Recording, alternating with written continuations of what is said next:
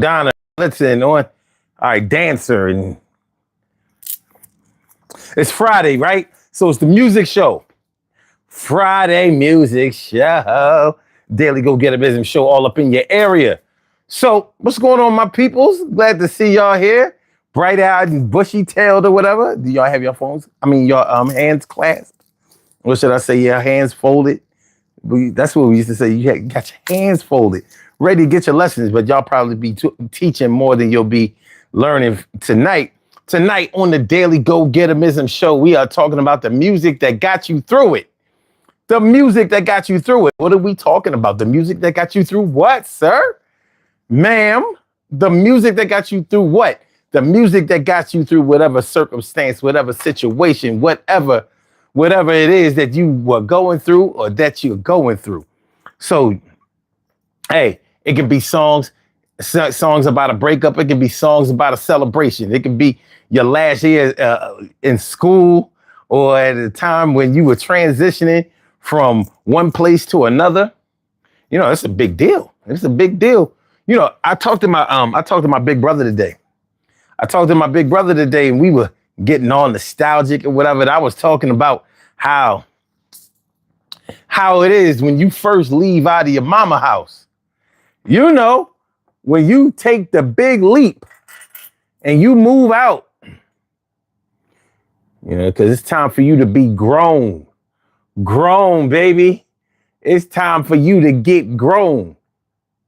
You know, that's it's not as easy for everybody to make that transition.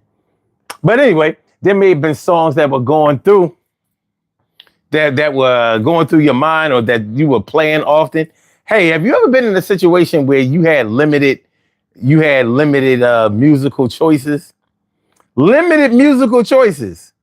You know, like those times when you over your grandmother's house or whatever, and only thing you could listen to was the radio. She could have lived in a place where they didn't have a lot of stations or whatever. So you had one station. And it's easy to remember the songs that may have gotten you through a situation like that because, hey, these are the only songs that they were playing on the radio at the time. You know? Or used over your cousin house, your aunt house, your uncle house, or something like that. And they only had like a limited record supply. You didn't have a chance to bring your mixtapes. You didn't have a chance to get your music together. So you had to listen to whatever they were listening to or whatever they had available. Like, you know, I told y'all that story about when I went up to Massachusetts to go get my sister and we spent the night over my step cousin's house. I don't know. I guess it's step cousin. You know, like no. All right. So it was my stepmom's niece and nephew. And I told you they had all of these CDs. I ain't seen this many CDs of artists that I never heard of. Not one artist had I heard of. I'm like, what kind of music is this shit? What is this? Polka? I don't know. But you know, maybe there was something in his collection that I could have listened to that I would have said, well, this is the song that got me through it. Shoot, sometimes you might be in a situation where the only music that you have available is the music that's in your head of a song that you may not even know the words to. So you humming this song. You humming like, you know, like you don't know the words.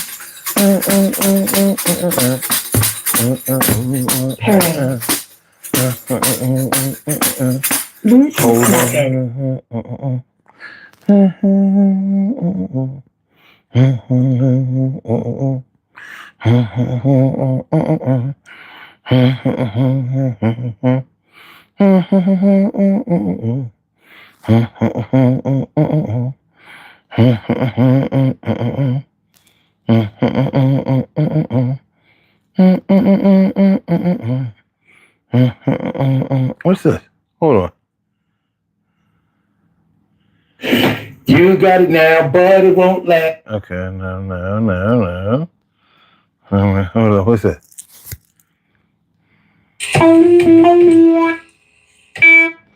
No. What's that? Fucking niggas talking about. Fucking niggas talking about. Fucking niggas talking about. Fucking niggas talking about. Fucking niggas talking about. Fucking niggas talking about. Fucking niggas talking about. Fucking niggas talking about. Fucking niggas talking about. Fucking niggas talking about. Fucking niggas talking about. Fucking niggas talking about. Fucking niggas talking about. Fucking niggas talking about. Fucking niggas talking about. This got me through 2025, y'all. Late summer. Yeah. Yes.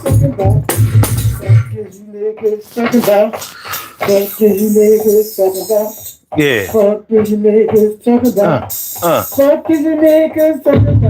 Come on.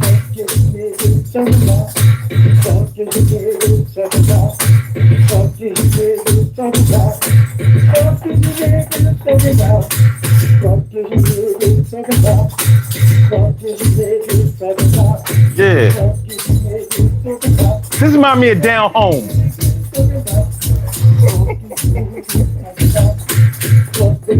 Yeah. All right.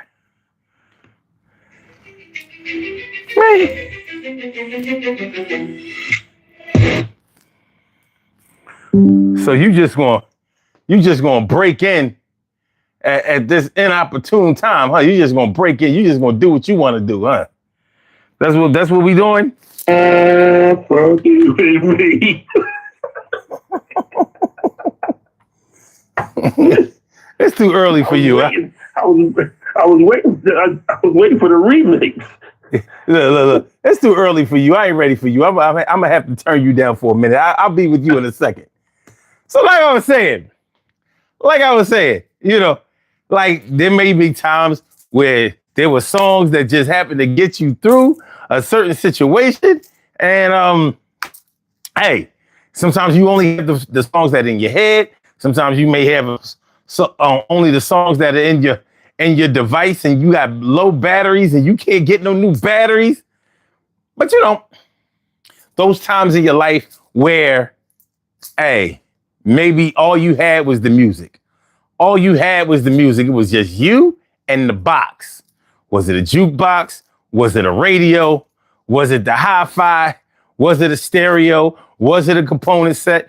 Was it a turntable? Was it just a single speaker? You ever have a stereo with only one speaker? My brother Time, let me talk to you personally. Have you ever had a stereo that only had one speaker? You know, stereo is supposed to be at least two speakers. But sometimes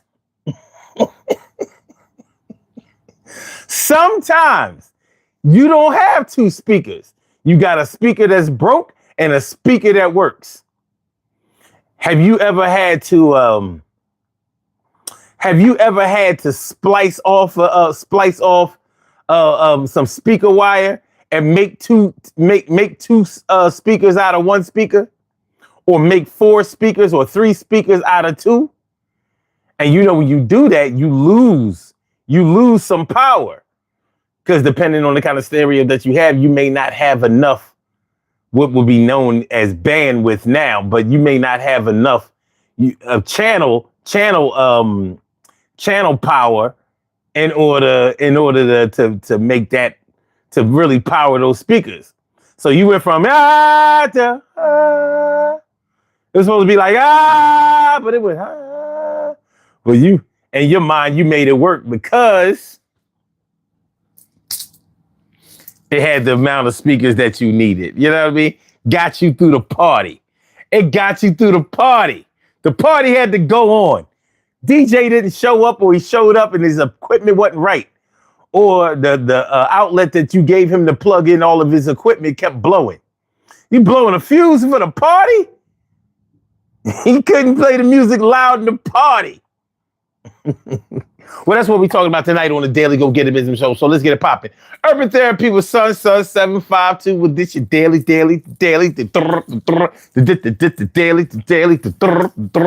the Daily Go Get Amazing Show. You think it ain't when it is?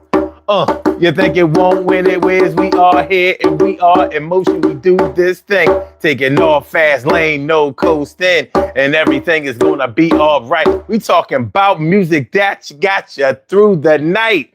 Actually, the music that got you through it. The music that got you through it. So, listen, I can't tell you what music got you through it. I can't give you the music that got you through it. Even though the songs may have been out at the same time, you know, when I was listening to them, when you were listening to them, they may not have gotten you through what you were going through the way that they got me through what I was going through, and vice versa. So we're going to talk about that tonight. So let's have some fun. Let's rewind it back, run it back, run it back, run it. I run it back, run it back, run it. Yeah, I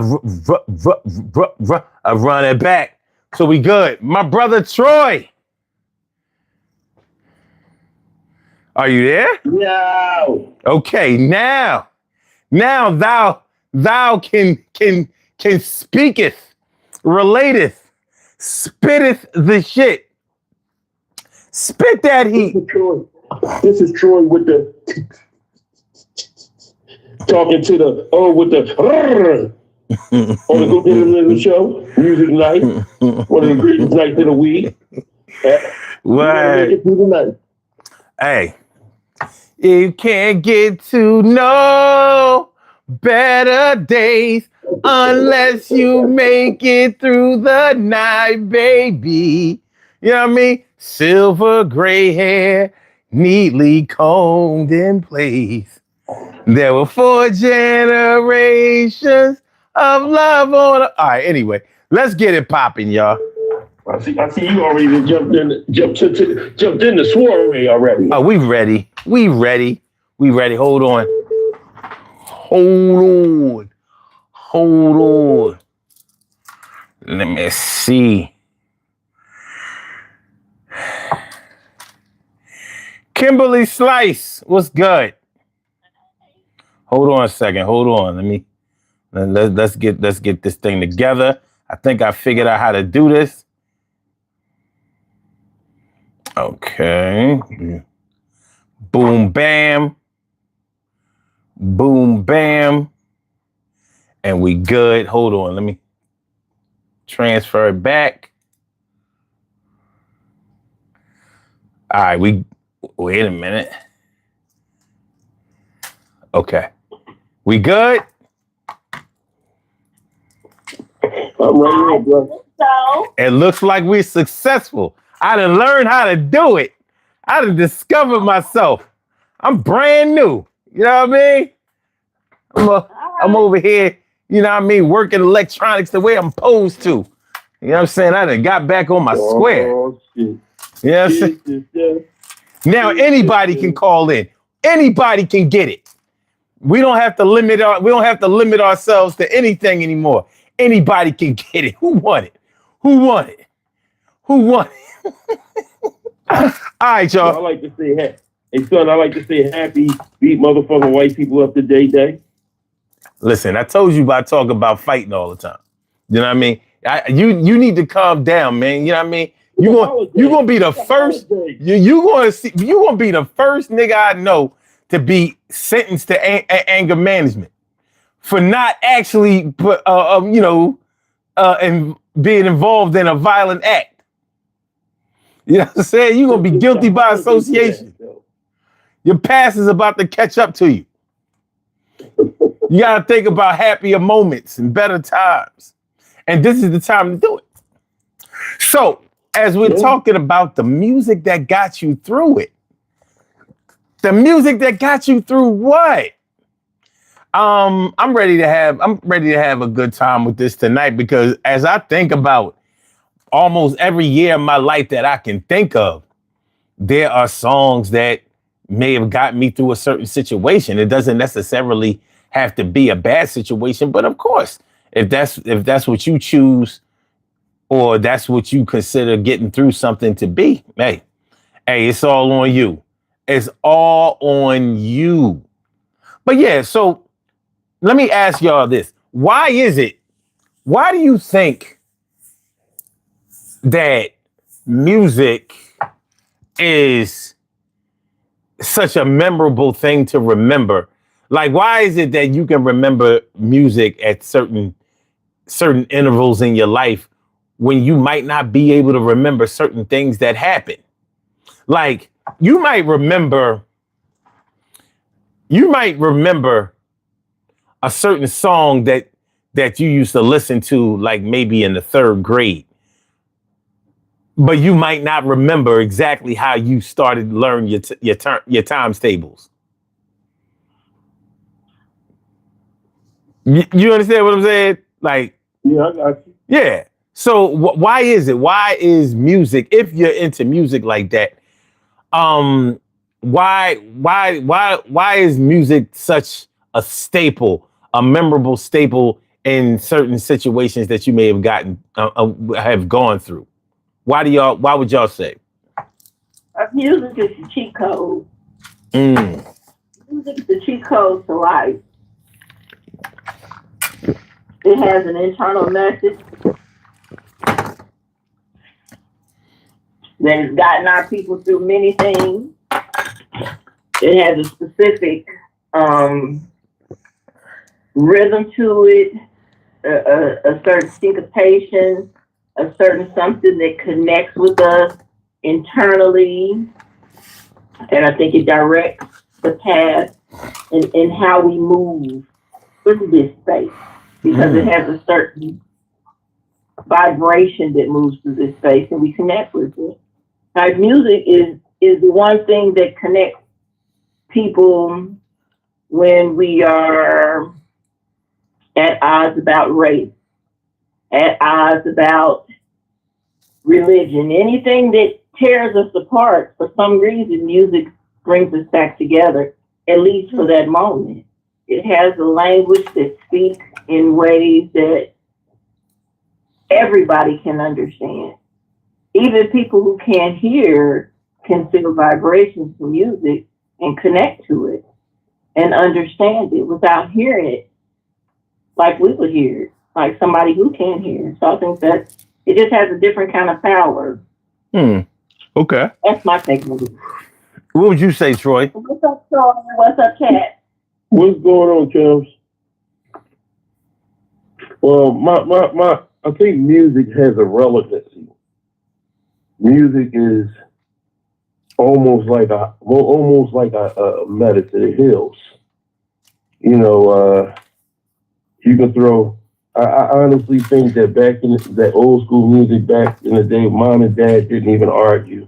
They argued when they made up the music talk for them. Music can speak for you. Music can tell a person how you feel when you can't tell a person how you feel because you don't have it in you to speak in a loving way or don't know how to put the words together. You know, I think music calms the savage beast, and sometimes the savage beast is humans. You know, it can uplift you, and music can also bring you down. You know, or it can make you happy, it can make you sad, it can make you lose your mind and go out there and do something stupid when you feeling deranged and got that lunatic in you at that time. But music, all types of music. I think about 85% or 95% of the music out here today, music period, heals people or is relevant to a person's life. You can be sitting in a bar and you might just went through an argument with your wife or your girlfriend and the song will come on and be like, that's exactly how the fuck I feel right now. I should send her that song. You know, if you mad at your wife, That's exactly how I feel about that bitch right now. I should send her that song. Music is that way.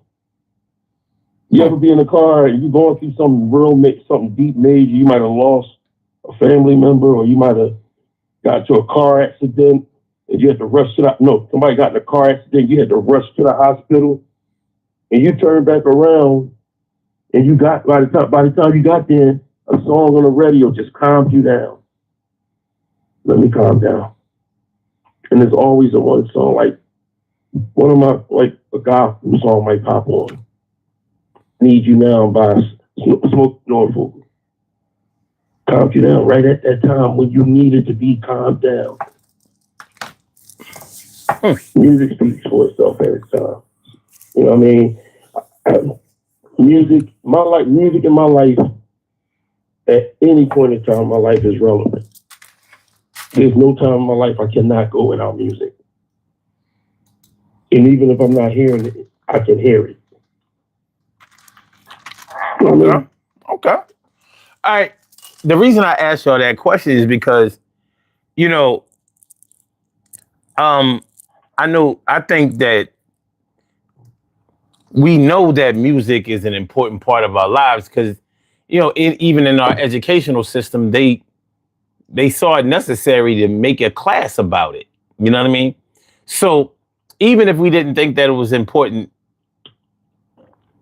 they let you know that it's important, even if you didn't think of it as being important yourself.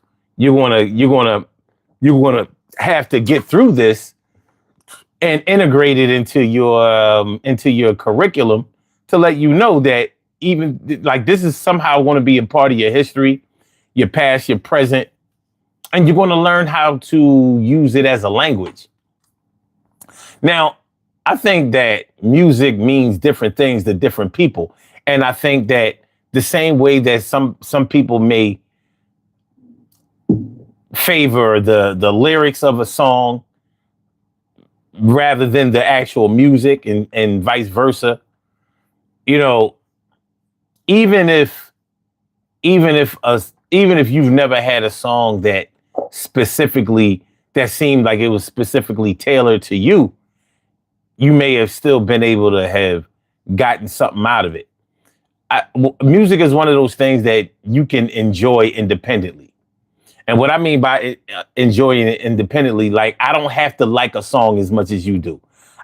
This song doesn't have to mean the same thing to me as it means to you. It doesn't have to do the same things for me as it does for you.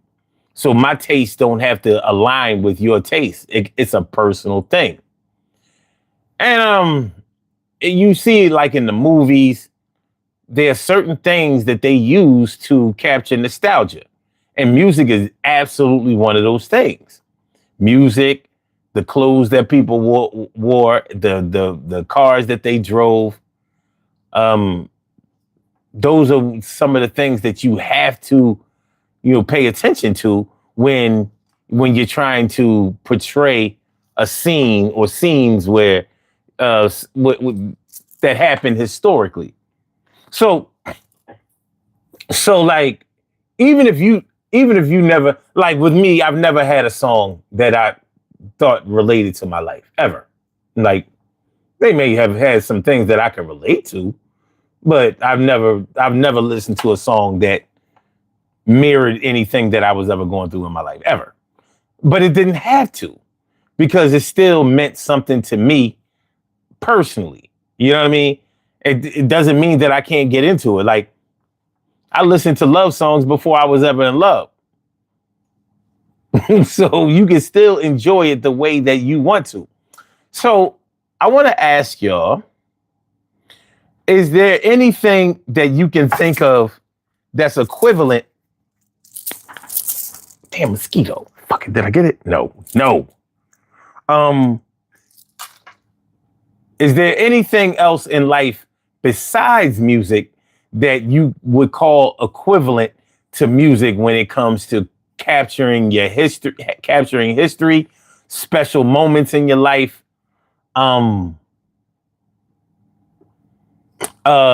maybe like we're saying the music that got you through it, other things that may have gotten you through it as well. Something equivalent to music. Is there anything that comes to your mind that may have had the equivalent power of music?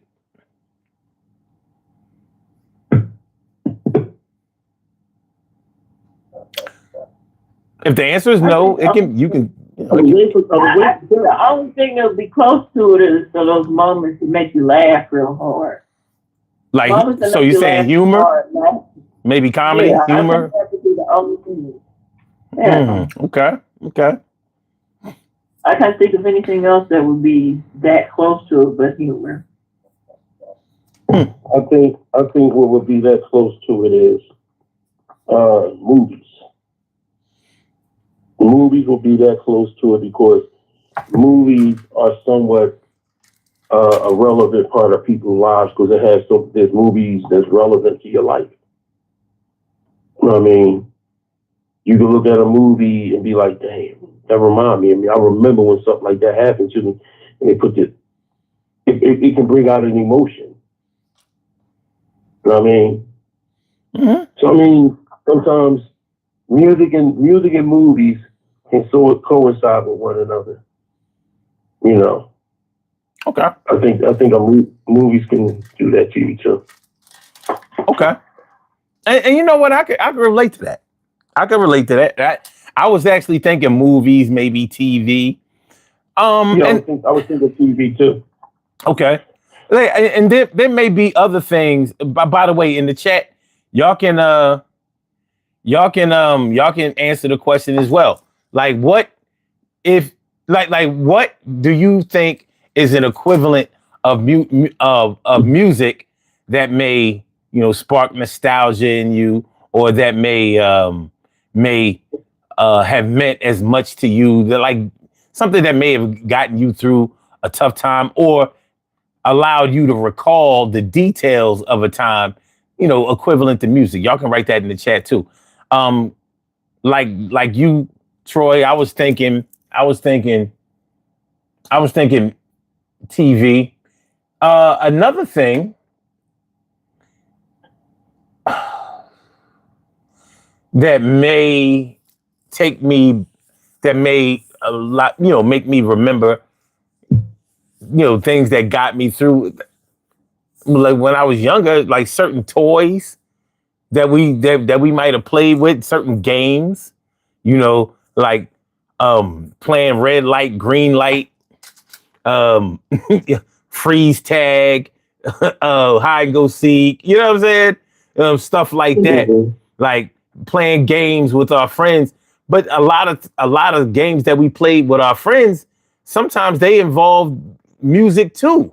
You know what I mean? Like sometimes, so there may be a lot of things that may have gotten you through a situation, good and bad, because when we talk about getting you through a situation, sometimes you may start off a situation real rocky and you wonder how you're going to make it through because it may be an unfamiliar situation. Like, let's say if, how some people come from families that were a little unstable in their residence, people who may have been born into military families where they had to uproot, they don't really have like a hometown, you know what I'm saying? They might have moved from state to state or whatever. And I would imagine starting over again, having to leave your friends that you may have really established yourself with. Let's say like Wiz Khalifa. Wiz Khalifa he claims Pittsburgh as his hometown, but he's not real, he was a military brat. So he had to move a lot. So I would imagine that him claiming Pittsburgh probably was the place where he appreciated the most. You know what I'm saying? But imagine growing up there and then having to leave and never really being able to get back, but you claim that as your home. I would imagine starting over somewhere else, even if it went well after the start over, he may have needed certain music. That may have been the thing that got him into music. You know what I'm saying? Like, so yeah, So it's not always, when I say, got you through it, our minds can easily turn to the negative, but it doesn't always have to be that way. Shoot, you just like that song I was singing, by Diane Reeves, the grandma song. Hey, her grandmother used to sing to her while she sat on her lap and did her hair. You know what I mean? So that song, whatever songs that her grandmother used to sing or they used to play and stuff like that, that may have got her through. Well, that may, bring her back to those times, and those songs might be what got her through her grieving process when she lost her grandmother. You just never know. It doesn't always have to be something negative when it comes to music. You know what I mean? Like it doesn't have to necessarily be that way. Shoot, the movie Grease got me through the 3rd grade. All them songs, the whole album, the whole 2-album set. You know what I'm saying? So let's get into it. Yeah, let's get into it.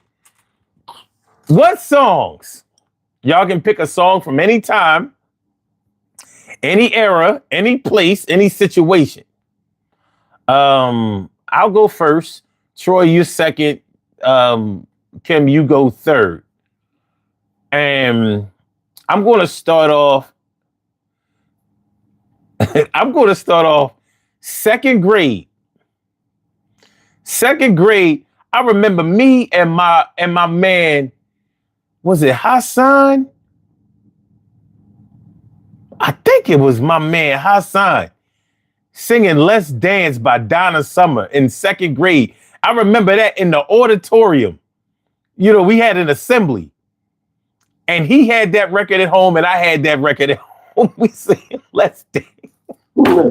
Let's dance, romance tonight. So that song and Bootzilla by Bootsy Collins. Yeah, Bubba. Bootzilla's here.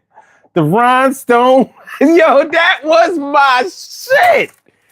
I credit Bootzilla for getting me through the 2nd grade. Now, 2nd grade was a good grade for me. That's when I found out I was smart. Advanced classes. I had to leave. Oh, my dad had got speed reading classes for me and my sister. If y'all remember 1977, speed reading was all the rage. They would show the commercials. Motherfuckers was going through books like this. And you're like, you can't even see the pages. How you telling me you read like that? Well, he got us speed reading classes, and we was doing that shit. Not like, flipping the pages that fast, but we was, and boom, my teacher found out I could do that shit, and I was kicked out of Miss Brown's regular English class, the English part or reading part of Miss Brown's class, because I was too advanced. So I had to go to an advanced class, some MG type shit in 2nd grade, and that was my last year at John B. Kelly School. And I was too smart until I got around some other kids that was they might not have been speed readers, but they was killing shit. You know what I'm saying? But yeah, Last Dance by Donna Summer and Bootzilla by Bootsy Collins got me through the 2nd grade, 1977. I yield to you. Okay. Well, my first one, somewhat is a bad memory, but it was the song. The song was a song that I heard the whole time after it happened. My older brother had went to the bar with his father, and I don't know what he gave my brother, but he came in and he started fighting everybody in the house. And he almost put his hand on my mom. So me and my brother jumped on him, but he wound up fighting us back. We were just kids at the time. Wait a minute. Hold on.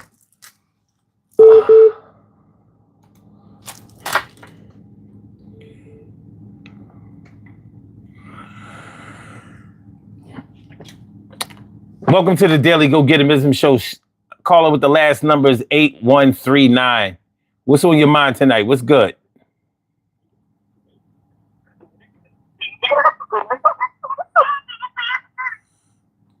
Okay, that's not going to work.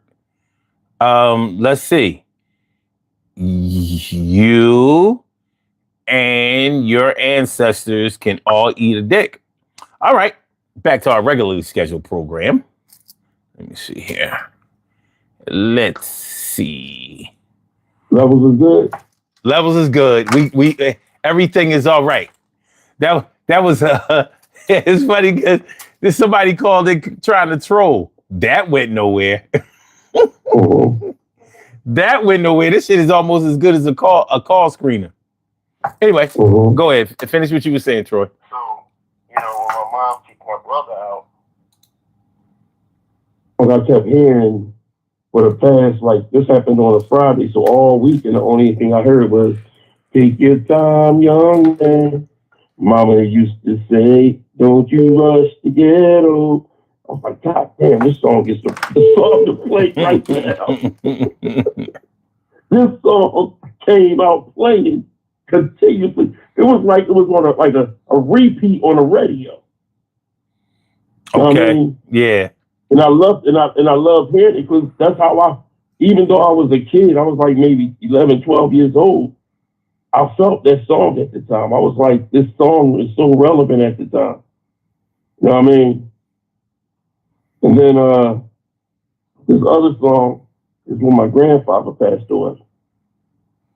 And I didn't hear the song the whole time until that came out, until my grandfather passed away, back when I was 14. Right? Ooh, I'm missing you. Tell me why the road turned. I'm like, what the hell? I'm downstairs in the basement at my grandmother's grandfather's house looking at this on Prism on BT video. Okay. I'm like, it was eerie. But that song resonated. At that time, that song calmed me down and kept me calm.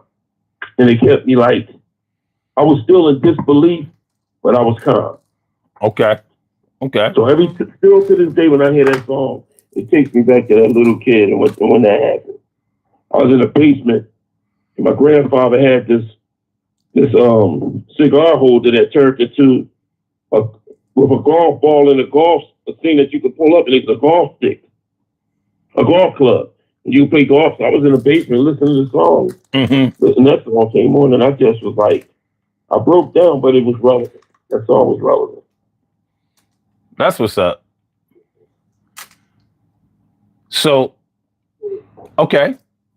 What you got, Kim? I don't even have one song. I have a performance. Oh, okay. All right. That's a good one. The other morning, I was having a mood, and I turned on my television, turned on YouTube, and the first thing I saw was Tiny Desk presents Eve. I said, let me see what this is about. Yeah. Oh. I said, Eve is still that shit. Her Tiny Desk was one of the best I have seen. I said, grown up Eve is doing the damn thing. Took me all the way back to the early 2000s. He got up and did Shake Your Tambourine. Game over. I was done for the day. I was in a good mood. I could not be bothered. My attitude was 10,000 times. It's on and popping. Yeah, every song it was nice. Killed. Huh? It was nice. It was nice. I seen it. Every song she killed. I said she could give these young girls a run for their money. So it just took me back to my younger days. Hanging out with my cousins when we all got along and we loved on each other. My baby was little, and so I get him dressed, and we hit the run, and we'd be everywhere, all over the place. It reminded me of when we used to go wine tasting on Friday and in a comedy club every Saturday. Okay. That's what's Okay. Yeah. Not to interrupt both y'all. I want y'all to answer this question because I never understood it. When she say shake your tambourine and do what? Because I always thought it said shake your tambourine and go get yourself a Muslim.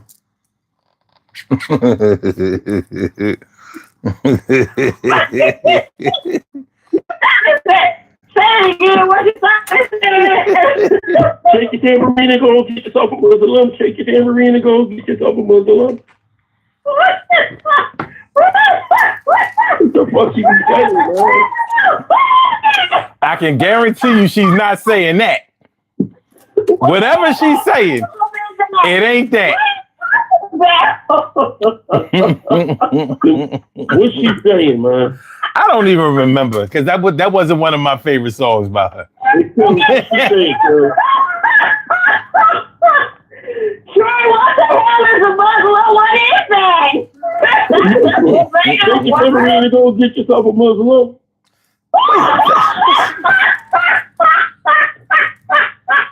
I never understood. Sonny Tim's on everything I love. I never knew what she was saying. I still don't to this day. Because every time I hear it, I'm like, go get yourself a fucking Muslim. Why would you shake a tambourine for that? They say shake your tambourine and get yourself a whistle. Oh. Shake your tambourine and go get yourself a whistle. That would sound right. No, she failed. Shake your tambourine and go get yourself a whistle in. Yes, she said go get yourself a whistle. It's right here. Okay. All right. Oh, what the shit. I think Shake your tambourine and go get yourself a whistling. Okay. Yeah. Like what the fuck? Go get yourself a Muslim. Well, based on who she married, she sure missed that mark. Listen, son, girls, I'm glad y'all corrected that, and I'm not even bullshitting y'all, man. All these years, I thought it said a Muslim. I never thought nothing about whistling. That is so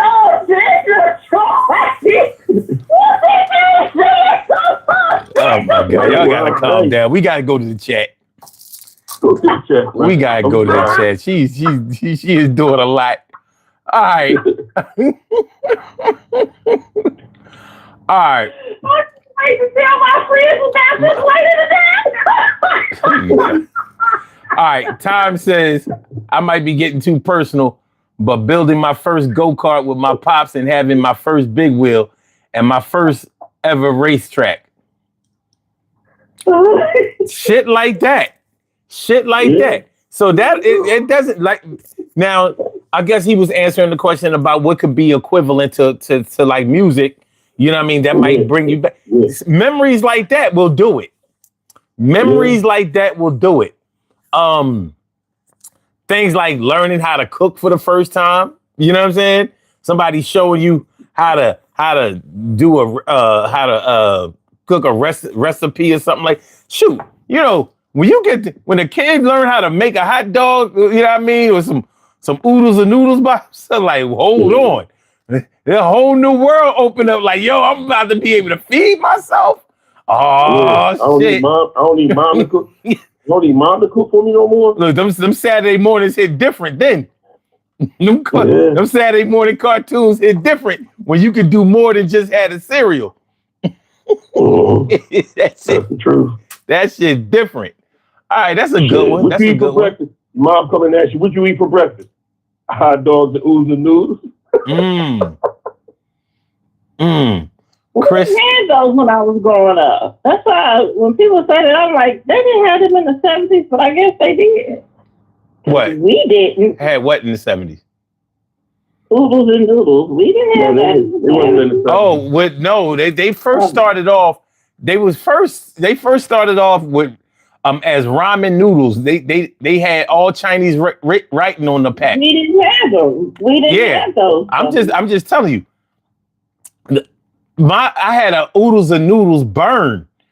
Me and my and the girl that lived across the street, who my mom used to watch because her mom she worked. I think she worked for the IRS, and she had to be to work early in the morning. She didn't have no car, so she used to have to be to work like early in the morning, like 6 o'clock in the morning, some old crazy shit like that. So Tracy would come over my house, and Tracy was like a year or two older than me. So I was like in the second grade. She was like in the fourth grade, and we went to the same school right around the corner. And so we used to race making oodles and noodles. And one time I didn't wait for Tracy, and I wasn't paying attention, pouring that hot ass water in the bowl, and I got distracted, burnt all of the skin off my stomach. I was like, first I looked at it, I saw the skin literally peel off my shit. It was like a delayed reaction. Like, I was yelling. I was like, yo, fuck myself up bad as hell. Had to go to the hospital. You know what I'm saying? They was like, yo, burnt yourself. And if that would have happened nowadays, it would have. They might have removed me from the crib. You know what I'm saying? You would have been in foster care. Might have been. But I was like, listen, I was making oodles and noodles. I wasn't paying attention. The water was hot, and somehow I missed the sink. I missed the bowl. Hit my stomach. It was like I poured it on my stomach. That shit was. I had the burn. It looked like the shape of the. It used to literally look like the shape of the United States. Anyway, so this shit was wild. Like on my stomach now, it looks small, but that shit used to take up my whole fucking stomach at the time. So okay, all right. Christy says I like cruising music. She said like a back porch on an old house. Okay, all right. Okay, I'm feeling this. Time talking about Woolworths. Woolworths was the greatest memory I have in my life for sure as a kid. I remember it like yesterday. All right, that's what's up. Miss Grim Ripper said a movie saved my life more than once. Okay, all right. We get some. Let me see. I Want to Hold Your Hand by the Beatles. Let me see. Carp Diem says Public Enemy, Fight the Power. That was what started my journey into real Black history. Yeah, I feel you on that. Damn, Public Enemy had a lot of people, getting into the different history books at the time. You know what I'm saying? Yeah.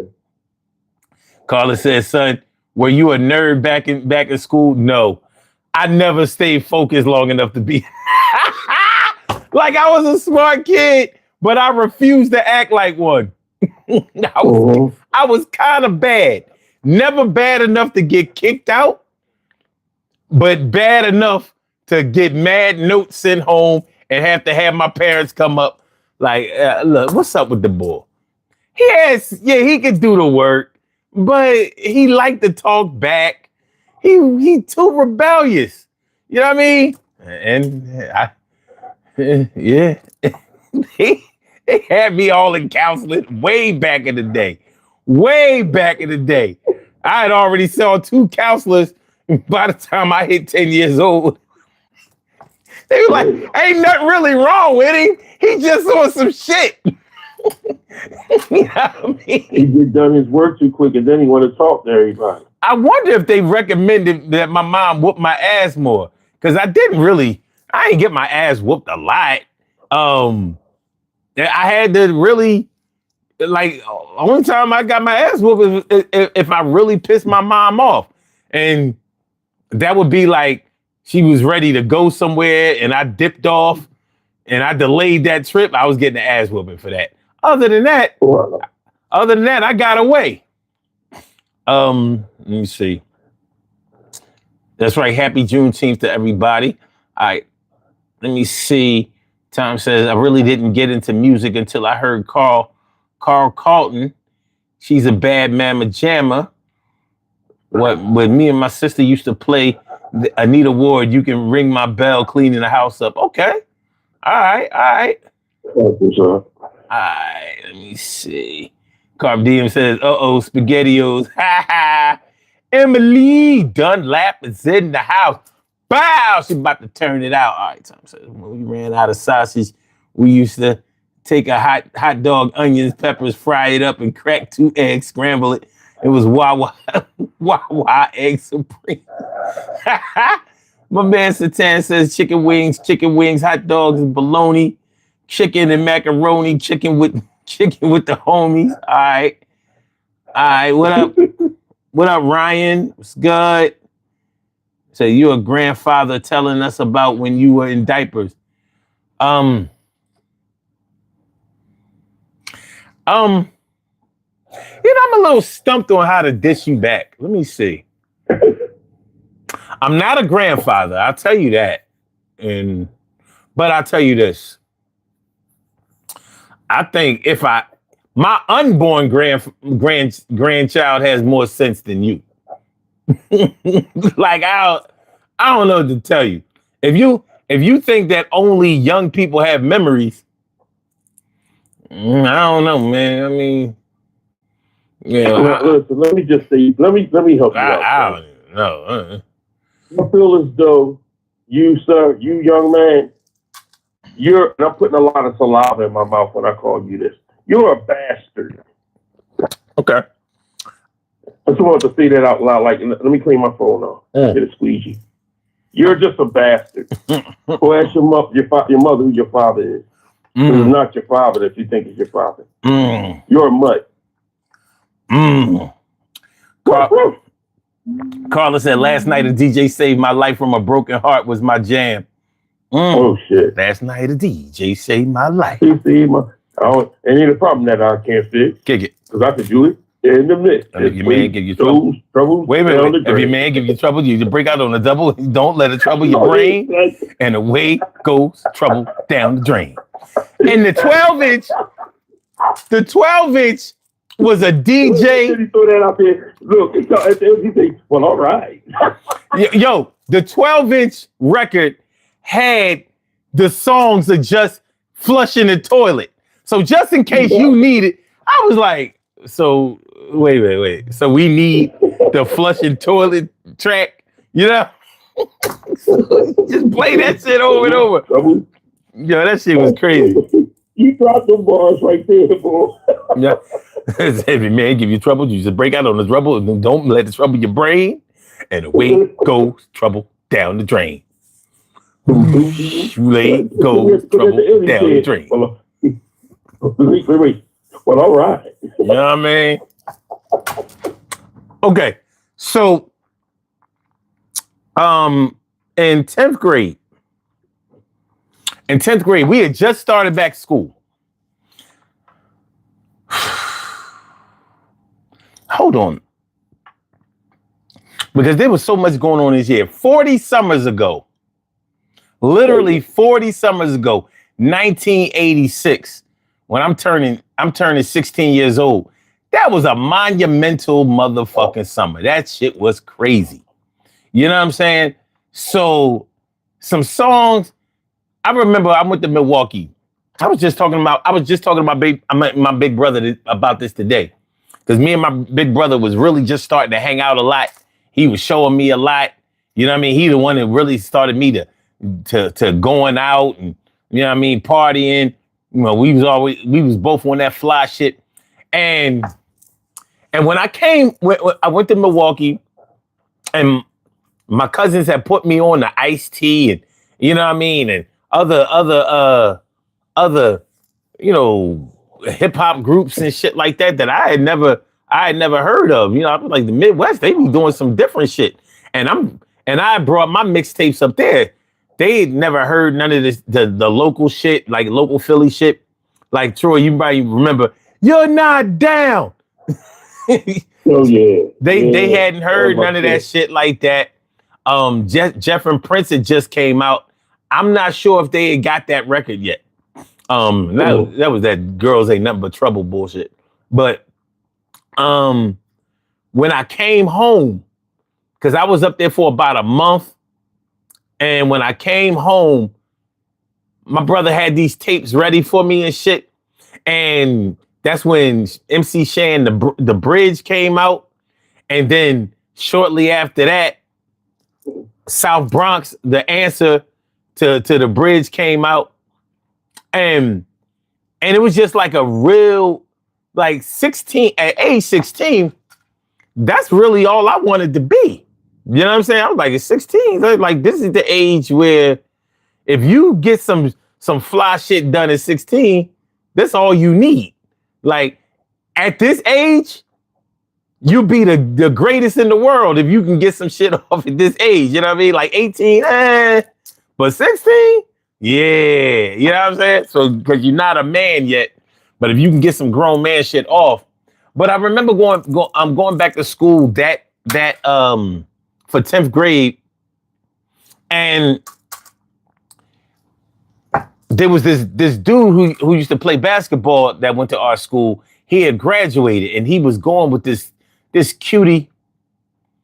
No, I'm not gonna say her name, but he went with her and she broke up with him. And I remember going to school this day. This was like almost right after school started, started back. So he tried to do a murder-suicide. Ooh. So yeah, he shot the joint in her face. She was out of school that whole year.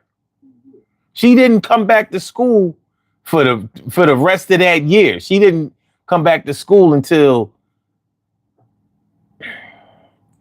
that year. This had to be like in October. But he didn't kill her. But he did kill himself. Wait, say that again. She didn't come back because you had went out. You just went silent. Oh, he shot her. And I think it's because she was breaking up with him or whatever, but he suffered from depression. Now, he was in school, but I think he was only going to like community college or something like that.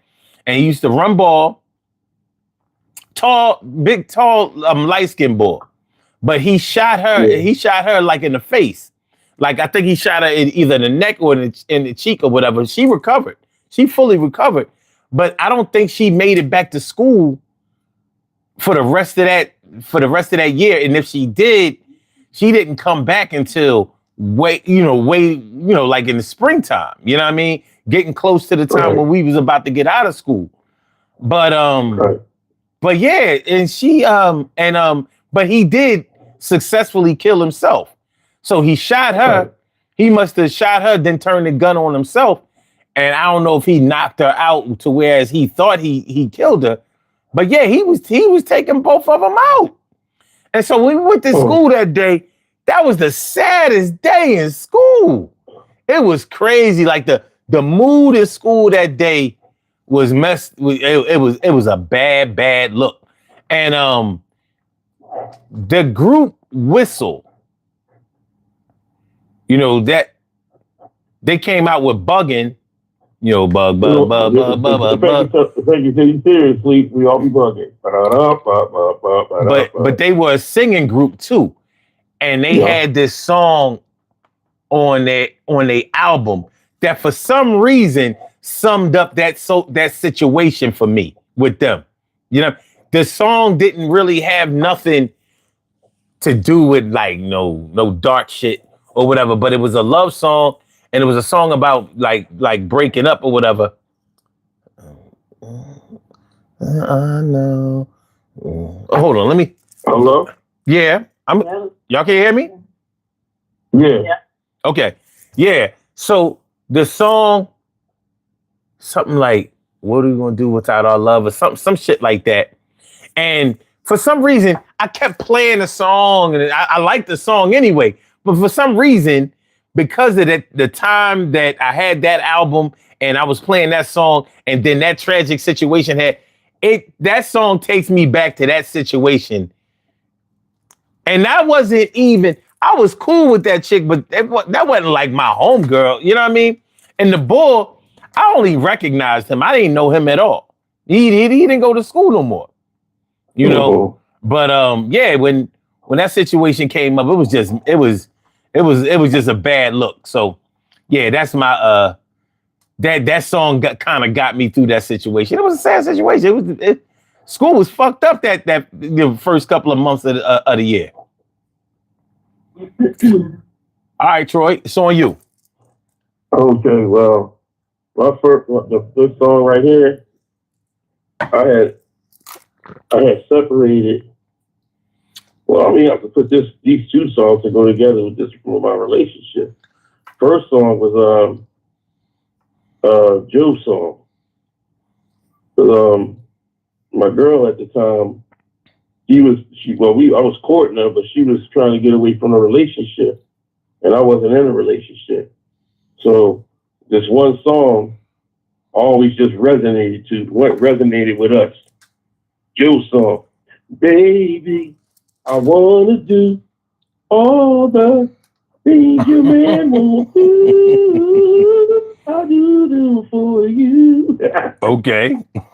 Okay. That was my shit, boy. I hated that song. Fucking hate that. I hate that song to this day. That was my shit. All right. That was my shit. Okay. And then when we separated, when we got married, we separated in 2008. It was two songs that made me feel so fucking good, man. It was Teddy Pendergrass and It Don't Hurt Now. The one that he goes, I couldn't eat, I couldn't sleep, I just stayed at home and I weep. Now that all that has changed, I found someone to ease my pain, and it don't hurt. Can you imagine sending that shit to a woman? That one is Boys to Men, I'm Doing Just Fine. Okay. Those two songs, and I didn't even have a woman to ease my pain, but it just felt so good to hear that you can't get a woman to ease your pain. Okay. Those two fucking songs had me. Every time when I went to the bar to get my drinks, that was the song to go to. Okay. All right, and cool. Then if I really wanted to turn it up, fuck bitches, get money. All right. The song that I couldn't remember for me was called "Chance for Our Love," 1986, by Whistle. That was the. I'm gonna have to listen to that because I think I remember it. I think it was on a countdown. It was like, no, I don't think so. It was like, if I had. Oh, anyway, Kim, it's on you. Go ahead, Kim.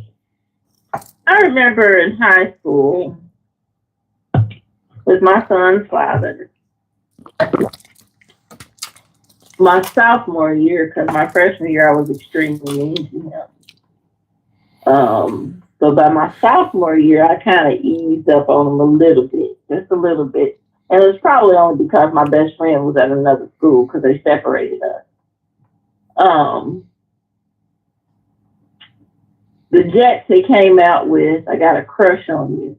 Oh, wow. Okay. And he would come past my classroom and play that song. And I just turned away from the door because I didn't like him. He'd catch me outside in the hallway, start following me playing the song. And so we had this back staircase. So I was like, I'm gonna get away from him, go to the back staircase. And I'd be down. There his ass was with this song. He's like, I like you. Like, I don't know why, because I don't like you. He played that song everywhere I went into the school, I was like, I'm gonna have him leave me alone. He would wait until he would be late for class and get in trouble just so he could come past my classroom and play that song. He had it bad. He did. When you cut in class, just to yeah. That's pre-stalker type, Joe. Like he couldn't help it. So like, I don't care if I pass. I got to get me. I don't understand because me and my best friend was so mean to him. We really were we were horrible to him and his friends. Well, but the thing is, he probably saw that as a challenge. His mama might have been mean to him too. Like, oh, that's the one for me. The mean girls. Woo! Woo, mean girls. Years later, we had a baby, so. Hey, persistence pays off, right? He wore that ass down, literally. Wore it down. He was grinding it down, like, yeah. Look, Troy, he was chiseling away at that sculpture. I just want to say to you, son, you found out he had a crush on you. You know what I mean? Corny ass Jets. He said, fuck this shit. He didn't know, because at first I was like, why is he playing that song? Hey. Not your sister, didn't She remembered 48 years later. Because every time I hear it, all I think about is, me and my best friend talk about it all the time. Like, we were so mean to him. What was wrong with him? Why did he just keep pursuing? He saw the chinks in the armor. Like, look, I see some light coming through. Oh shit, I can breathe. You know what I'm saying? About a year and a half, almost 2 years before he got that for it. I was like, crazy. What's a year or two in a young life? You know what I mean? Got a son out of it. There's only one way to get it. And it wasn't in vitro. It worked. Yeah. I whittled it down. Got that. Man, you know how I just cracking the safe back then? Like, what? I did it. I want to give a shout out to everybody. Everybody who put up with me in homeroom playing this goddamn song with this girl. Then he almost got his murder. Almost got his murder with his big stupid mouth. Because after the first time we were intimate, I just stopped talking to him because it was not nothing. People said it was cracked up to be. It was horrific for me, so I didn't want to talk to him, and no, I didn't want to talk about it. So I just ignored him for weeks at a time. Just didn't talk to him, just ignored him in the hallway, none of it, didn't pay him no attention. And one of these idiots stands in the middle of the hallway talking about, you're not going to treat me like your sex slave. I'm not your sex slave. You're not going to have sex with me. And just I was like, oh my, I was so mortified.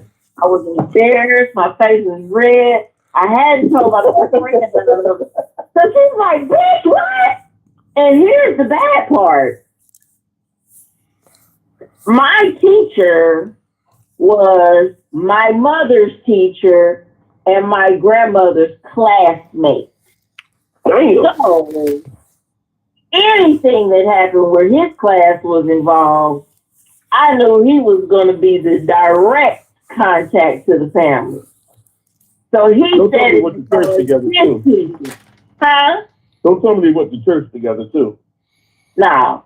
He said in front of this teacher, and this teacher yelled, "Boy, there's more skin in my classroom now." I said, oh my God, we are dead. You know, the parents already think something between us, and they have formed a union. And now you got us murdered. We are dead after this. Thank you for getting us murdered, idiot. Mm-hmm. Must have been beautiful. Hey. Needless to say, sounds like young love to me. Are you kidding me? Before you go to the chat, I guarantee you, when he got that, he was running around like Spike Lee in School Days, talking about Dap, yo Dap, yo Dap, I got it. I know he got us put on restrictions for a couple of weeks. Yeah, That's y'all what found that happened. the way to make that thing. Tell me, you snuck over. Y'all found the way to get together. Nah, I didn't want to talk to him after that. You can't get me in trouble, think I'll be nice to you. That made me be extra mean to him. You can't me I scratched up like that. No. Look, he got what he needed. That's all I know. I long as his story. Listen, I'm on his side right now. He put in the time, effort, money. Who knows how you know what I mean? Who knows what he sacrificed? He Jesus his way to a child. Mm-hmm. Died on the cross with some ass. If I gotta die, hey, Troy, if I gotta die, let me die by Red Bull. Yes. Now, it took him 3 years before that happened, Troy. It took him 2 years for me to be nice to him. So that's real. That's a real sacrifice then. Yeah. That's a real, because I know I would have been out of the game a long time ago. I had the patience of a gnat. No, I think that it took him 3 years, but he was still like trying to talk to other females, but Kim just was that one. Nah, he wasn't talking to nobody. That's why I don't think so. I don't think so. That's your motherfucker saying he seemed laser focused to me. Yeah, he wasn't talking to nobody. Like did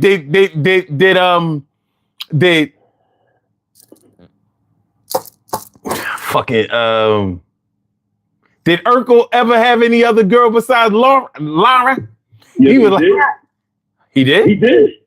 Oh yeah, but he wasn't really, he ain't like her though. He ain't like her though. You know what I mean? He wanted Laura. He wanted Laura. You know what I mean? And then when he became Stefan Urkel, he got Laura. Man, when that other chick that was all over, I was like, yo, may she rest in peace. That was a bad motherfucker. Boy, that was what's her name? Thomas, Michelle Thomas. Woo wee. Michelle, you know her and Theo, her and Michael Lamar Water was in a relationship. Yeah, I know. At one point. I know. Yeah, Michelle Thomas was that one. Made Laura look like shit. Oh, I wouldn't say that, but she definitely was a hell of a second choice. She could definitely she could be the number one wide receiver. She might have been number two, but she could definitely be number one. All right. Number one. On any other team, she would have been number one. I throw the ball, son. I'm gonna throw all the ball. I would hand it off. Go in motion, baby. All right, anyway. All right. Carp Diem says, Boys to Men, it's so hard to say goodbye to yesterday. The song I listened to when I left Detroit, it still hits me to this day. Okay. All right. Wow. Yeah. Let me see. Okay, Carla says you couldn't tell me I wasn't part of Salt and Pepper. Push it with my bamboo earrings and mushroom hairdo. I had that dance down pat. Okay, all right, that's what's up. The group troop. All I do is think of you. Ooh, okay, Tom. You couldn't tell me I wasn't in Kwame.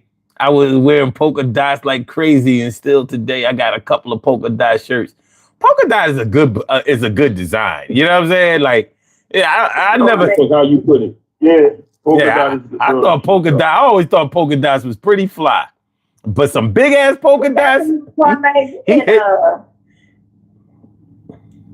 Me and my cousin met Kwame in person. He is really a short guy. Yeah, he was short. He's short and thin. Mm-hmm. My favorite Kwame song was The Rhythm. That was like his first. Well, his is next to his first. No, song. the one Only You was his hit, but that motherfucker with a rhythm, that beat. But that Only You was his second album. The Rhythm was on his first one. Yeah. Kwame was literally the prince of rap. Like, and I mean Prince Rogers Nelson of rap. That motherfucker was talented as fuck. All right. As a teenager. Yeah. Yeah. His deal was crazy. All right. Tom says the ones that are hard to crack as well are well worth the wait. Okay, I got you. My bad. Talking about you, Kev. She's talking about you. All right, Tom says. Let me see. Wait. Derek River. What up, Derek? When I was in college, that We Belong Together, Mariah Carey, and that Be Without You by Mary J. Blige. Cause I can't live without you, baby. Did something to them girls. It did something to them girls' spirit. It was the gospel for most girls. All right. Okay, let me see. All right, we good. We up to speed. All right. So, all right. Let me see. Final year of college. Heavily New Jack Swing era. And let's see. SWV came out and Jade came out at the same time. And another group came out at that. TLC was already out. So was it Janae? No, it wasn't Janae because I wasn't into them. But I really liked that first SWV album. So Right Here, I'm going downtown. The horse song. That's but the beat for that shit was fucking awesome. That shit was killing. And was it Vogue out that time? And Vogue was out, but they didn't have an album at that time. In '93, okay. They and Vogue had albums out in '90 and like '92. Yeah, never gonna get. Or it's 90 and 91, maybe. But anyway, so I was getting ready to leave school. So don't walk away, boy. So I was trying to decide who was best between those two groups. And it was undoubtedly SWV. They definitely had more firepower and more staying power. But I used to rock that album a lot. But I can't say one particular song got me through it. But because what's his name? Jade had that song, Looking for Mr. Do Right. Yeah, that's true. But Silk had like really good 2 or 3 hits, but SWV had the staying power. Man. No, their whole album, because they had a remix album. You know you got a hit album when you have a whole remix album. You know what I'm saying? Yeah. So like almost every song off that album became a single. And Silk came out at that time too. So it was like Silk. What's the chick that was married to Dwayne Wayne? You talking about the one that sing Love Is Taking Over? Yeah. Her. She came out at the same time. So it was a lot of cats. It was a lot of people dropping at that time. 1993 was a hell of a year for music. But yeah, all of those groups, they got me, through my senior year. And it was crazy because at that time I was so laser focused. I was like, listen, I got to get the fuck out of Happy Valley. That's what they call the main campus of Penn State. I was like, I got to get the fuck on up out of here. So a quick story. I had to, in order to graduate, I wasn't graduating until the summertime. But to make it to graduate to the summertime, I had to get past statistics class, and I had like 400 level classes in administration of justice. So me and my man, we was in the same major. So we had these exams coming up, these finals, and he gave me this bright idea. He was like, oh, every time I go to take a test, he said I drink a 40 first. He said that shit mellowed me out, and I can remember all the material. I don't get no exam taking anxiety. I said, say what?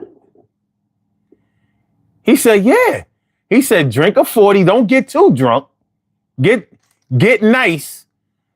Trust me, you'll go in there and you'll ace them shits. I said, get the fuck out of here. But you know I tried it, right? Shante Moore, son. Shante Moore. Shante Moore. So my man convinced me. So I'm talking to my other man that I got the class with. He was like, yeah, oh, that's what I do all the time. So I was like, this is your technique? He said, yeah. So here we are. Now, the board that I took the classes with, he was a freestyle board. He used to carry microphones around. Yeah, I mean, he was a beast on the mic. He used to be coming off the head like it was written. He was nice. And he was like, yo, all right, so we had 2 classes together. He was like, yo, you know what I mean, you wanna get together before we go take this test? I said, all right, well, fuck it. I already knew the material. I didn't want to take no chances. I said, all right, we drunk the 40. Don't you know I aced all 3 of the motherfucking exams and shit? I said, hold the fuck up. Wait a minute. Wait. So all this time I've been struggling in school. I find out this secret of drunkenness. How long could this have saved me? You know what I mean? My junior year. You know what I'm saying? But yeah, I aced them shits. Now, can I honestly say that because of the alcohol, I aced them? It didn't hurt. They said it will prevent you from getting test taking anxiety, and I did suffer from that. So I was well prepared to take the exams, but I didn't expect to ace them shits. I aced them. Fuck, I boom, 3 A's. Like what? Took my summer classes, graduated that summer. I was good. 1993. No further plans. I graduated. Ain't had no other plans. Like this shit was like now what, nigga? You ain't job? Like I'm working with my pop. We doing a real estate thing. But yeah, all that motherfucking work I just put in college. You think I'm talking about a job right now? I need a break. It was all good though. It was all good. But yeah, there was a lot of music going on at the time. I had CDs stacked and shit. And yeah. So that and 40 ounces of OE got me through Penn State 1993. I got a bite of that shit. That shit was wild. Yeah. That's what's up. So on you, Troy. Hello? Yeah. Okay, my turn. Okay, around this time in the 80s, the late 80s, like 87, 86, 87, about 87, 88, my grandmother, you know, after my grandfather passed away, it was that lovebird effect. She really didn't want to live. So around 88, in the middle of 88, she had passed away. My grandmother did. And this one song, the day after her funeral, the day after she passed away, I had to wake up. Woke up, and when I went to school, this song was on the radio. You know, because I had an emotional night and everything. She passed away. You know what song it was, son? Ain't no need to worry what tomorrow's gonna bring. It'll be all over in the morning. I was like, God damn. Yeah. Okay. Peter Baker came in. Ain't no need to worry. I was like, oh my God. So I started crying again. Okay. I felt good. I felt like I could take on the world. You know what I mean? Mm-hmm. So that gave me a happy feeling. That told me, I felt like my grandmother sent that song to me. But she was like, it's all right. You're going to be all right. I'm here. That's what's up. I'm here with your grandfather. You know what I mean? Mm-hmm. So then it was another song, right? It was a song around the time when I had separated in 2008, right? This one song, and I called it a stalking song, but it was like I felt that she was talking about me. Heather Huntley song in my mind. It's a stalker song. I felt it was a stalker song, but it was You're a stalker song. That's where you started. Of course, I saw his mommy the other day. She said that he was going through problems with the. I'm like, what the fuck? How'd you see the mom? She was in the store. In my mind, I will always be his lady. In my mind, I will always be his girl. I'm like, it doesn't sound like that though. So stop, please. Huh? I said the song don't sound like that. So please stop. She felt like that was a stalker song, but it resonated with me. Because in my mind, I was always going to be her man because I treated her good. Just put me through fucking. It wasn't nothing stalkerish about that song. He saw her mom. I mean, she saw her. I mean, he followed his mom to the market and just instantly bumped into him. It happens. It ain't like she went to the crib. Shit, chicks. I had chicks show up on Easter at my mom's crib. Like, fuck is you doing? Like, you coming in for the smoke. I could deal with you seeing my mom in the store. Seeing my mom on her porch, that's a whole different thing. You don't live around here. You know what I mean? That's different on Easter. Fuck is you doing? Yeah, so, nah, that ain't no stalker song. At that time, I felt that way, son. Oh, I understand. I do. You know, I tried not to think that way. And then you add alcohol. When you somewhat inebriated, sometimes songs just sound different. But that's true, too. Yeah, I understand. Y'all both felt like, yeah, that's true. Well, I understand, yeah. Add alcohol to any situation. Like, okay, yeah, that makes sense. that's what alcohol tell you. Oh, yeah. Mm-hmm. Yeah. Never mind. I'd have done it, too. It was. I believe you, Troy. It's come to think about it. Yep. It sure was. In the words of son, you never lie. You know what I mean? Go ahead, Kim.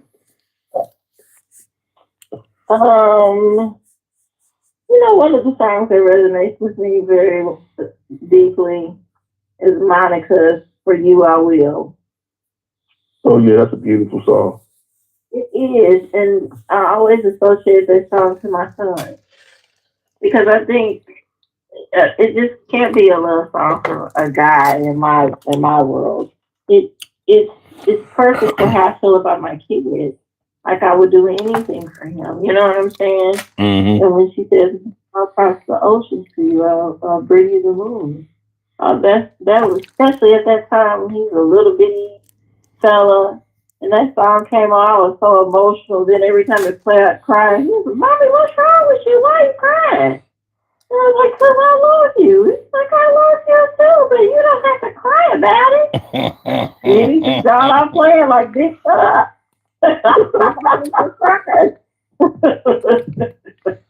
Okay. Like that song. I still get choked up about it now when I hear it. Mm-hmm. Then I'll call and hang up on me. So, Hey, it be like that sometimes. He's like, "What? Mama, play it." So I'm just saying.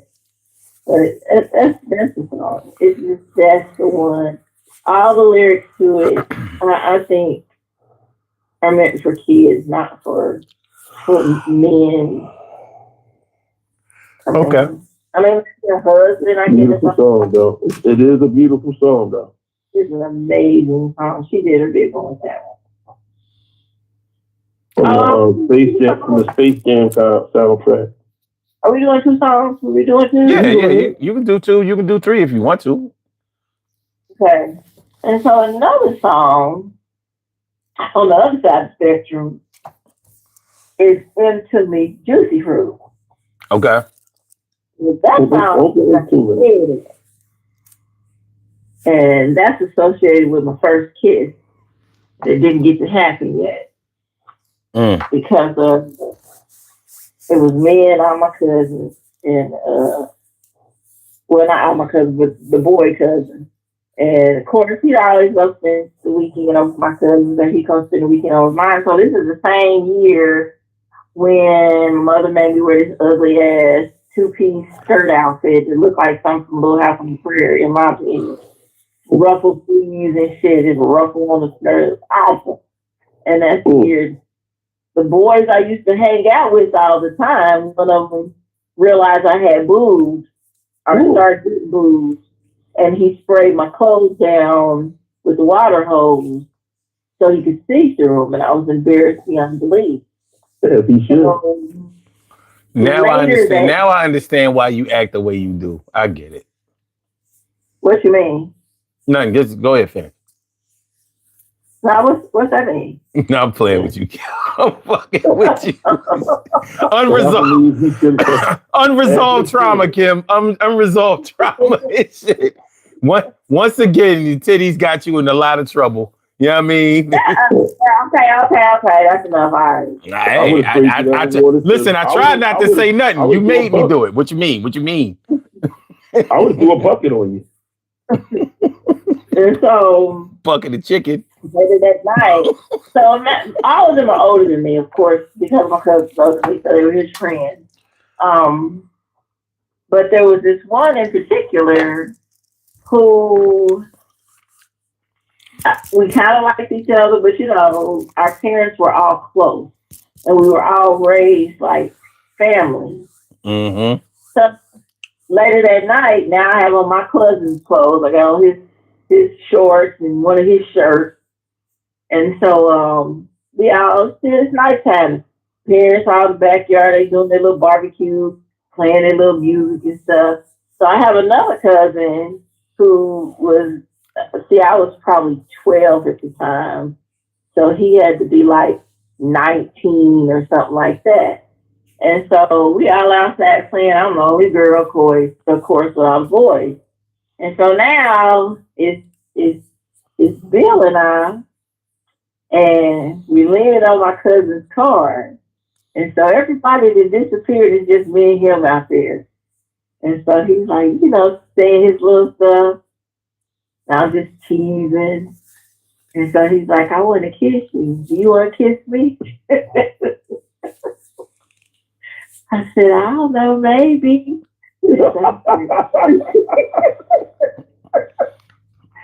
So he's like, I'm going to kiss you, okay? I said, okay. Of course, you're stupid. And so he leaned down to kiss me, and the next thing you know, my cousin Jonathan, it's like he tore the whole car up. It's like he ripped the door off the car, because we didn't know he was in the back seat of his car with a girl. All of a sudden, that door came open and knocked us both on the ground. Oh, y'all outside of the car? Yeah, we were just outside leaning on the car. And y'all didn't know somebody was in the car that y'all was leaning on? And they wasn't in there doing nothing that we were paying attention to. He probably was in there because they were in the front at first. We were all in the back. And next thing you know, we all running around in the front. So they probably just stopped whatever they had going on. So now we just leaning against the car talking. He probably was trying to listen. And how old were you? Well. And was this a tongue kiss, or was it just a kiss on the lips? Let me tell you something. It was a nothing. Because as soon as Bill leaned his head down to kiss me, it's like the Hulk ripped the car apart. And when he slung that door open, we both hit the ground because he hit us with the door. Then he just burst out of the car and snatching Bill up, snatching me up. We both like, what the fuck is this?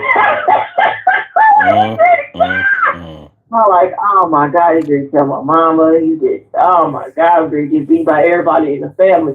Get your ass in the backyard now! I was like, oh, okay. And this is a cousin who never talked to me like that. He never raised his voice. He never yelled at me. He was like the one, y'all better leave her alone. Always that guy. But that night, he was a different monster, and he scared me. And I did not ask questions. I was like, I'm out.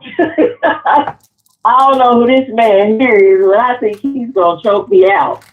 He already knocked me on the ground. He didn't even worry about my knees being scared up. He was just like, I don't give a fuck about this. I don't know what y'all niggas all, but you get your ass in the back. And I hear him yelling at Bill, walking him home to his mama's house. It was nothing but a good 5 minutes. His mother's on the phone with my auntie. She's in the house on the phone. She come out yelling for me to come in. I said, I am about to die today. So it just happened then.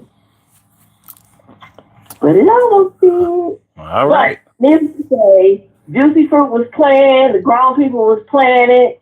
And first they was playing other stuff. We didn't get around to the front. They started putting on the old grown people music. Juicy Fruit came on, and the mood was hitting. He was ready to give me a kiss. And my cousin ruined that. Here I am. It's just for you. Oh, baby. Sweet as honeydew. I got a story about that, son. Hold on. I told you my... No. We got to go to the chat. We got to go to chat. Oh, we got to go to chat. Just hold on. Hold on. All right. Let me see. We was at SWV Human Nature. All right. SSWWUV. All right. En Vogue, I believe, came out with in 1989. They came out with a little bit before Boyz II Men. Yeah, they came out in 90 though. That's when En Vogue came out. All right. Don't forget TLC. Nah, I want to forget about that. I mean, that was aight. It was aight. All right, let me see. Melissa said there's a couple of songs that an artist named Queen Butterfly sings called Fuck Your Feelings. Okay. And Mary J. Blige, Can't Live Without You. All right. Sounds of Blackness, Optimistic. Can't be without you. Okay. And I forgot Michael McDonald with the Doobie Brothers with A Fool Believes. All right. Got to give it up to Michael Bolton, Soul Provider. Wow. And Melissa Morgan, Fool's Paradise. And we can't forget Evelyn Champagne King. You can't pick us up. Shame. All right. Ed Show says, interesting 1990s hip hop music song debate was Tag Team Womp. There it is. And 69 Boys. There it is. Hey, you know what? I never really looked at it that way. You're right. Each group can claim that they had the song idea first. Both were hit songs. Yeah, just like Snap and the other song about Chill Rob G with the snap beat. Let me see. Time says, can I tell you how strong the cars were back in the 80s? They were practically bulletproof. You can jump on the hood of a car and it wouldn't even get a dent in it. That was true. That was true. All right, now you can tell your story. I'm Troy.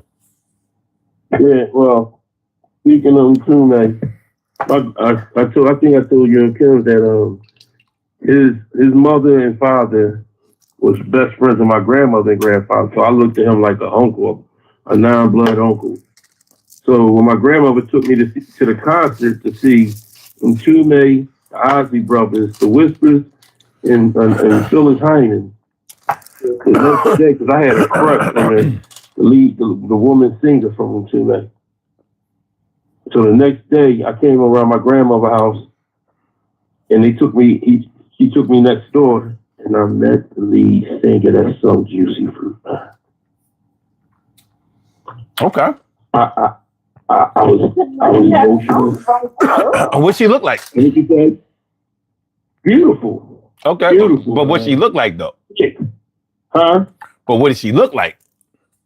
Thick, brown skin. Thick brown. Okay. Full, pretty face, everything, man. She can sing her ass off. And when she got up and walked, I walked with her.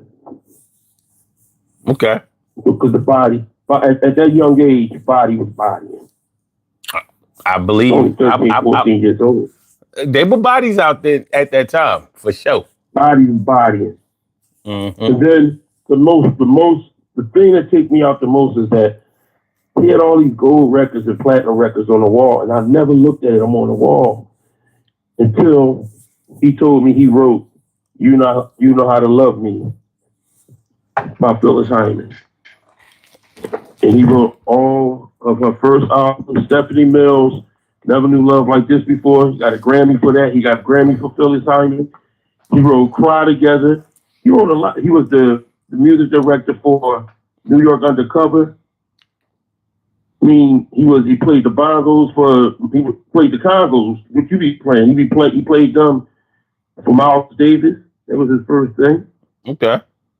So he was a deep person, man. God rest his soul, real deep. Much love. Love you, Uncle Buku. Just took me back when you brought his name up, young. And he's still getting royalties from Juicy Fruit, which is beautiful. Hey, I mean, at least he get royalties from that shit. You know what I mean?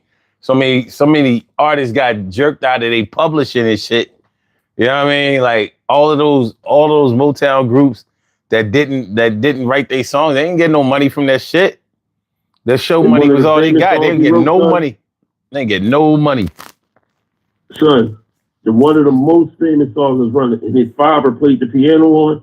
One of his most famous songs is "The Closer I Get to You." Okay. That's some shit right there. You talking about with Roberta Flack and Donny Hathaway? Donny Hathaway, the original. Yeah. Okay. And he still get royalties from that too. So every time you hear Lauren sing it, it's funny because that song reminds me of going to the Y. My mom had me in swim camp. The YMCA too at the Y in the wintertime. So I would go to swim camp on Friday after I got out of school and Saturday mornings. And it was and they would be playing that song in the pool area. The Closer I Get to You. That song literally reminds me of pool camp. Mm-hmm. And I'm gonna tell you something, man. Them kids, like I thought I knew how to swim before I got in that camp.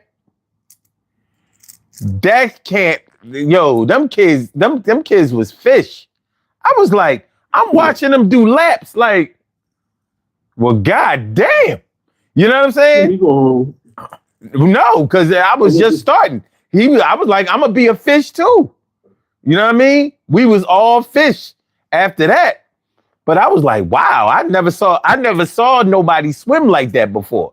You know, because you know how when you under 4 feet tall or are just 4 feet tall, and you know, you talking about 10 feet of water, it's like a big deal. It's very intimidating if you can't swim like that. You remember when you was a kid, they would ask you questions like, how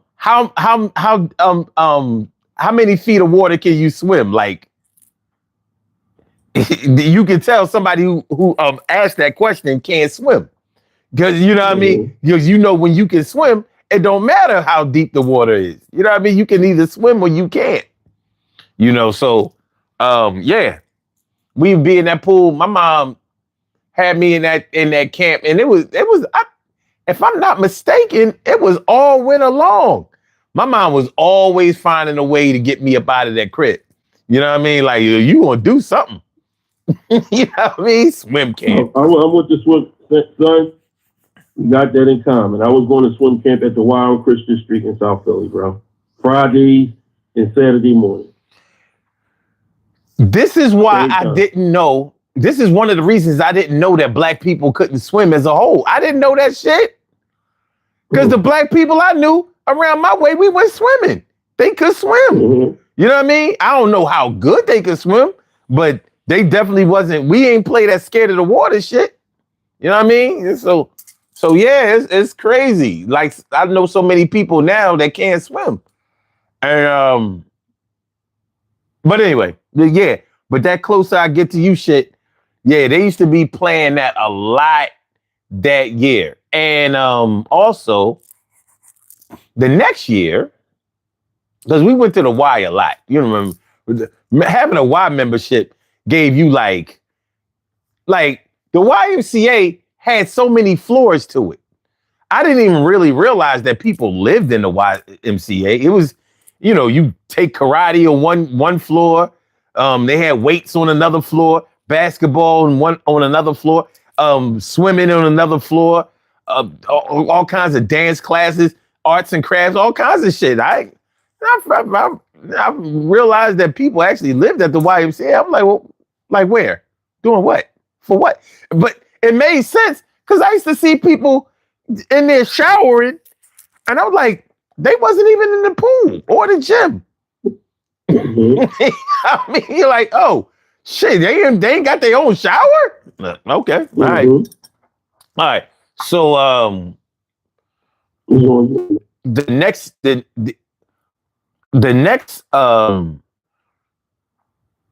that was third grade. Fourth grade, the man who is now my brother-in-law used to take me to the Y all the time because he was in the martial arts. So he was I was a little skinny kid, and he was going to show me how to bulk up. So he had me eating peanut butter and banana sandwiches and lifting weights at the Y. Him and my sister, they was going together 12th grade at a Germantown High. So I would meet him at the Y all the time. That was my man. It's crazy because they broke up. They went on the prom together and all of that. He went away to the Army. He came back and wanted to marry my sister. She was too wild. They couldn't get it together. They both eventually had children and married other people or whatever, divorced other people and got married again. But in 1979, when we was going to the Y, his favorite song and my favorite song was Cruising by Smokey Robinson. We used to play that song over and over and over. You know what I mean? Baby, let's cruise away from here. That was my shit. So yeah, I think Cruising got me through the fourth grade and the Y. You know what I mean? He had me traded. That was my motherfucking man. You know what I mean? To this day, I be like, yo, you've been my big brother for a long ass time, dog. Damn near 5 decades. That shit's wild. You know what I'm saying? And him and my sister, they like this. One of the only marriages that I actually respect and would model. I'm like, y'all really seriously enjoy each other, huh? Like that's different. But anyway, you know what I mean? Who does that? So Cruising in 79, and also after fifth grade 81, there were, so the whole Denise Williams, My Melody album, Silly, with Silly on it, It's Your Conscience, what were the other songs on there? Silly of me to think that I could ever have you for my God. How I love you. Listen to me, listen, please. It's your conscience. He don't love you. He don't care. This is nonsense. Nonsense. So that whole album at the end of 5th grade, but there were 2 songs in the summer of at the end of 5th grade, and at the end of 5th grade, we talk about starting 5th grade in 1980, finish it in 81, and the Treacherous 3 had just came out, and they had a song called "At the Party." That shit was bumping out of all the car stereos, boom boxes, and all of that, and we was popping and all that. And this is this is when hip hop is really, really young. I didn't even know about cutting and scratching and all of that shit. I only knew about the rapping on the records. So "At the Party" was like my number 1 song. And also "Heartbeat" by Tanya Gardner. Heartbeat, you make me feel so weak. So weak.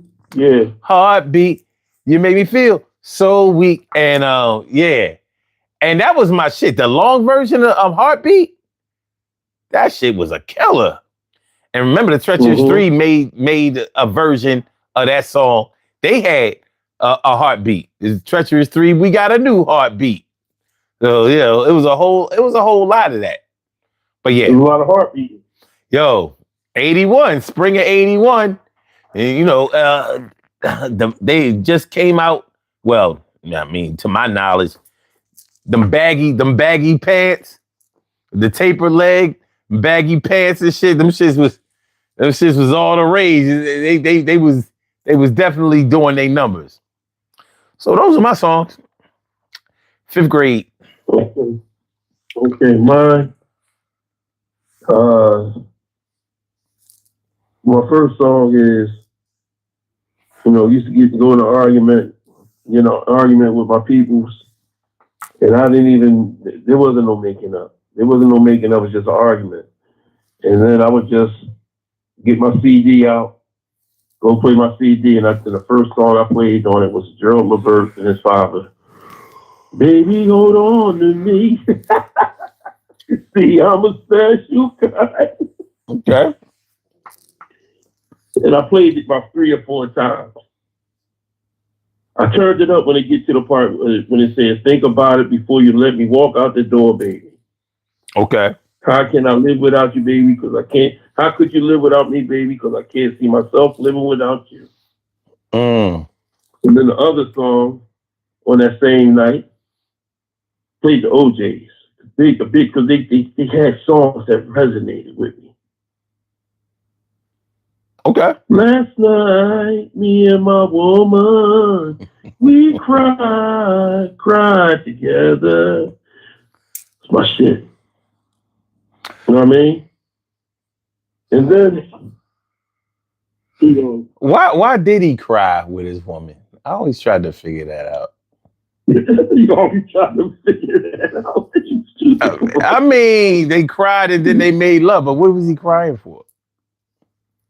They got an argument. We should have made no love, so I was like, I always thought the order of that song was a little odd too, Kim. I ain't gonna lie. I was like, remember I actually talked about that one day. He was like, "I'm gonna do that," and I was like, "We won't be doing none of the stuff in this song. We can start crying." And I was trying to put somebody together for it. That's how it was gonna work for me. My be gonna dry up over that. Yeah. Don't do that. I mean, I thought it was interesting. Yeah, I can see we coming from a funeral. It was just a loss or something. Did y'all have to just cry so we can cry together? No, thank you. I thought. And my last song is this. My Uncle Wayne, God rest his soul, when I stayed over in my aunt's house, my Uncle Wayne would play this song and play it and play it and play it. Like it was, and the beat goes on. Okay. The whispers. When I'm telling you, that's the only song and the beat goes on, and the beat goes on, And the beat goes on in my last day. I'm like, you know your thing. Chinese water torture thing. I wanted to kill him in his sleep. Yeah. But that was it. That's my song. All right. I recommend Uncle Wayne. Okay. Kimberly. So one of mine would be Posse's on Broadway, because of course. Posse on Broadway. Huh? You say the Posse on Broadway? Yeah, that's it. My Posse's on Broadway. Sir Mix-a-Lot. Say it again. I said Sir Mix-a-Lot. Go ahead, kid. My bad. Oh, yeah. My cousin and my son's godfather, when we used to hang out. So my cousin, Kim, is a special kind of person.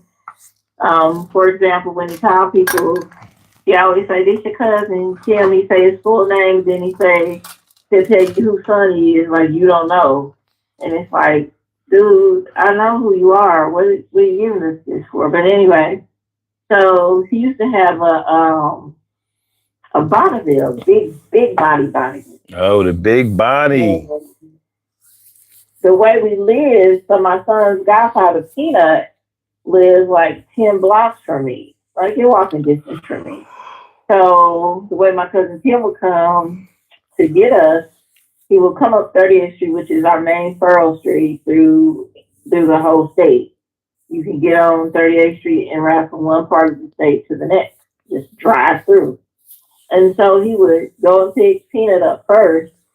And then when they would get close to my house, because he had all the sound systems in his car, they would be about 3 or 4 blocks away from my house. And all I hear is, because he called like, "We on our way." And all I hear is boom, boom, boom, boom. And my Posse's on Broadway. And I was like, "They coming to take me up?" And you could just hear it get closer and closer and closer and closer. And as soon as he hit my street, he would turn it up as loud as possible. And so he go down the street, pick me up, and it just made me feel like I was a princess. Because he did it all the time. He had a system in his car? Huh? He had a system in his car? Yeah, he had the best of the best. Oh, okay. He worked hard just to with his car. His sensation was a teenage lady killer. That's it. Lots of dollars, we all got gold.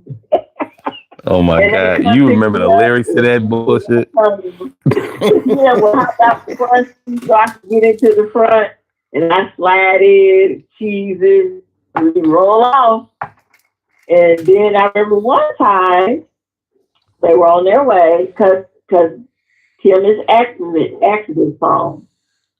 So they were on their way to pick me up. And I first heard, "Well, Posse's on Broadway, the distance." Then I heard, boom. And that's not a car accident. I said, I wonder if Kim has been in a car accident. Waited about 5 minutes. Waited 10 minutes. So they should only take about 2 minutes. I said, this nigga have been in it. Because there's been about 5 car accidents already. I said, they done been in a car accident. Here comes Tim Tino walking around the corner. Tim holding the face to his radio. Hey, Kim, we gotta use the phone because you just had a car accident. I said, yeah, I heard it. So that's a significant part of my memory is Posse on Broadway with Kim Tino, because that was when he picked me up, he played. When he dropped me off, he played. He turned it down a little bit when he dropped me off because it's usually like 2 o'clock in the morning. But when he picked me up, he blasted it. My other song is Pearl by Sade. That's the first time I ever heard a serious song by her. And I mean, serious, but I mean one that was had so much depth to it, because I was used to like her love song, and because my mother was a huge Sade fan, so So I was over my mother's, and this is not long after, maybe a year after my son was born. And so, I'm bringing him over to my mother's house, and she has this plan, and I'm like, "What is this?" And she's, "Oh, that's Sade."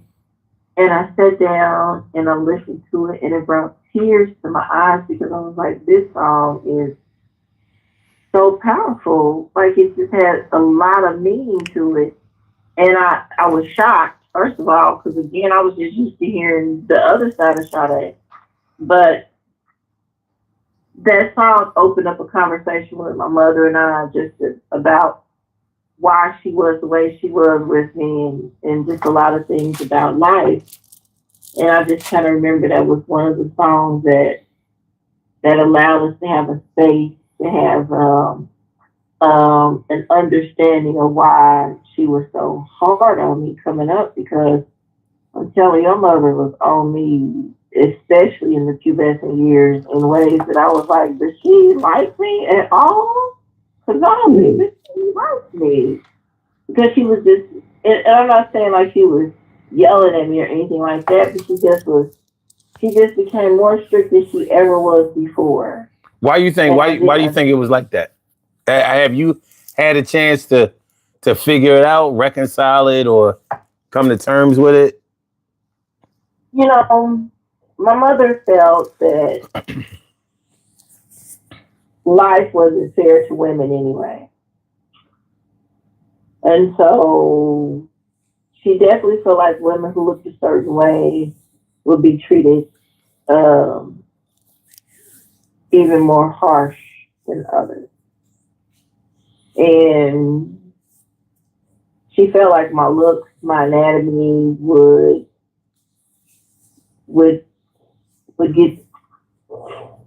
be more of a problem for me than anything. So she just wanted me to be stronger in life, be more aware of things, pay closer attention for safety reasons. But I mean, I didn't understand that at a young age. Like I said, when I was a cheerleader, the very first time I wore the skirt and my mother came to a game, she immediately pulled me away and took me home, and I didn't understand it. I was mad. And I look over and she's crying, and I'm thinking, I was the one embarrassed, why are you crying? And then later it was a conversation about, she felt like the men who dressed the girl did that for a specific reason. And talking about your uniform for your cheerleading uniform. Yeah, because it's a Catholic school. So, and she just felt like it was meant for other reasons. And of course, for her, it felt like, all these men are in here watching y'all, and some of them don't even have children here. So why are they here? And she just felt like it was, to a school predominantly white. So of course, she felt like these were perverts, and she didn't trust it, and she just looked at life different. She was not the type who was the birds and the bees and a knight on a white horse. She was, this is how life is for real. Mm-hmm. It is very cruel. It is very harsh. It is very mean. There's no knight to rescue you. There's not going to be a moment when you can blink without watching your step. And so when this song opened up a moment for her to really go into depth to explain why, because I was like, you just was really tough on me, and I never gave you a reason to do that. And she just was like, listen, this is about preparing you for what this world has in store. And if you're not careful, it can eat you up alive. And it won't bother to chew you up and spit you out. It just regurgitate you. That's it. And so that song just kind of was that moment when my mother was relaxed enough to talk to me like her daughter versus feeling like she had to be harsh to me like a protector. And I'm grateful for it. Don't get me wrong. I'm grateful because my mother was not like that. There was a teacher at the school who was a fucking predator, and I had no clue he was a predator. But it turned out he was one. And if not for my mother, who knows? Who knows what could have happened? So I'm grateful that she was like that. But boy, at the time, it didn't feel good at all. So, that's it. Okay. Yeah, that's good. Yeah, that's an interesting take, because I'm thinking like she wanted you to go to the Catholic school, but she didn't trust the Catholics in the Catholic school. That's some shit. That wasn't her decision. That wasn't her decision. Oh, okay. Okay. All right, my bad. Yeah, all right. She decided. That was something else. That was my grandparents' decision. Okay. All right. Okay. Time. I missed this comment earlier. He said one of my favorite hip hop songs that changed his life was in 1988 when he heard a group 3 Times Dope 3D from Philadelphia called the song called Funky Dividends. He said it changed my life on how I deal with women. The dividends. Yo, when I was acting like he's an abused man. Hey, I know. I'm gonna put it out there, son. I'm gonna put it out there to you, Kills. When you wasn't here, he was emotional. He was like, "Where my Kills at?" All right, shut up, Troy. When I was with that nut EST, he ain't give me nothing. No, you, the guy. Yes, what you want? I was like, they used the same girl for 3 songs? Like, what the fuck? When I was with Steady B, he gave me everything. When I was with that nut EST, and remember how they made it echo, that nut.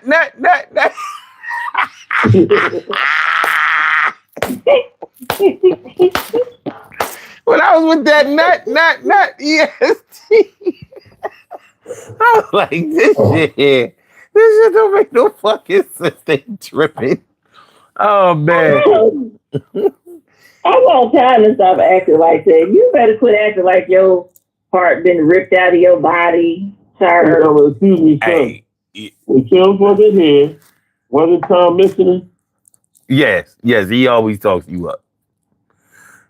And listen, and you don't know. Yeah, listen. No matter who you are, you can always suffer a broken heart. You know what I'm saying? You can be in the wrong place at the wrong time with the wrong person. You get caught right on out there. You know what I'm saying?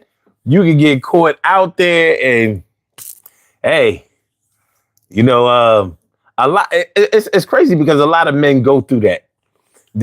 You know what I mean? All bitches ain't shit stage, or you know, it all comes out of getting your feelings hurt, like feeling like you didn't deserve the treatment that you got when you was putting your all into a situation, and you got to watch the girl you love or that you want in the arms of another dude who you don't deem to be worthy of her time and effort, but he got her. So many people on the planet. Huh? So many others. Time, you quit acting like it's over, that there's no other women. It's a world full of women. I want you to stop it. Listen, I believe he found the one. You can't. But the thing is, you can't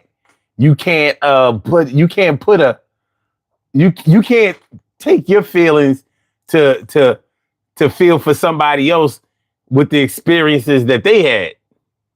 So yeah, it's millions of women, it's probably billions of women in this world, but the one he want, what Tina Marie says, sometimes the needs of the one outweigh the needs of the million.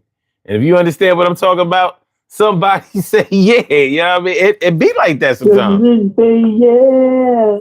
No, Ooh la la la. sometimes it be that way. Yeah. When I was younger, I didn't understand that shit either. And I used to be like, yo, man, I mean, from the X to the next, the X to the next, X to the next. And I lived that way, and I couldn't understand how come other people couldn't see it that way. But it was because I lacked depth and they didn't. So where they were able to concentrate to labor their concentration in one area, I skipped around a lot. So that didn't make me more right than them, and that didn't make them more wrong than me. It was they found where they wanted to be, and I was still searching. But I'm judging. I'm searching and judging. Yeah, that set me up to be judged just as well. So it was what it was. It is what it is. But anyway, so let's go to this poll question. Because we don't have any new entries in the chat. So, all right. The poll question is: are there songs that define specific times or events in your life? And 42% out of 19 votes says yes, like they were written about me. 21% says specifically no, but they were close. All right. 5% said no, they're just songs, not sermons.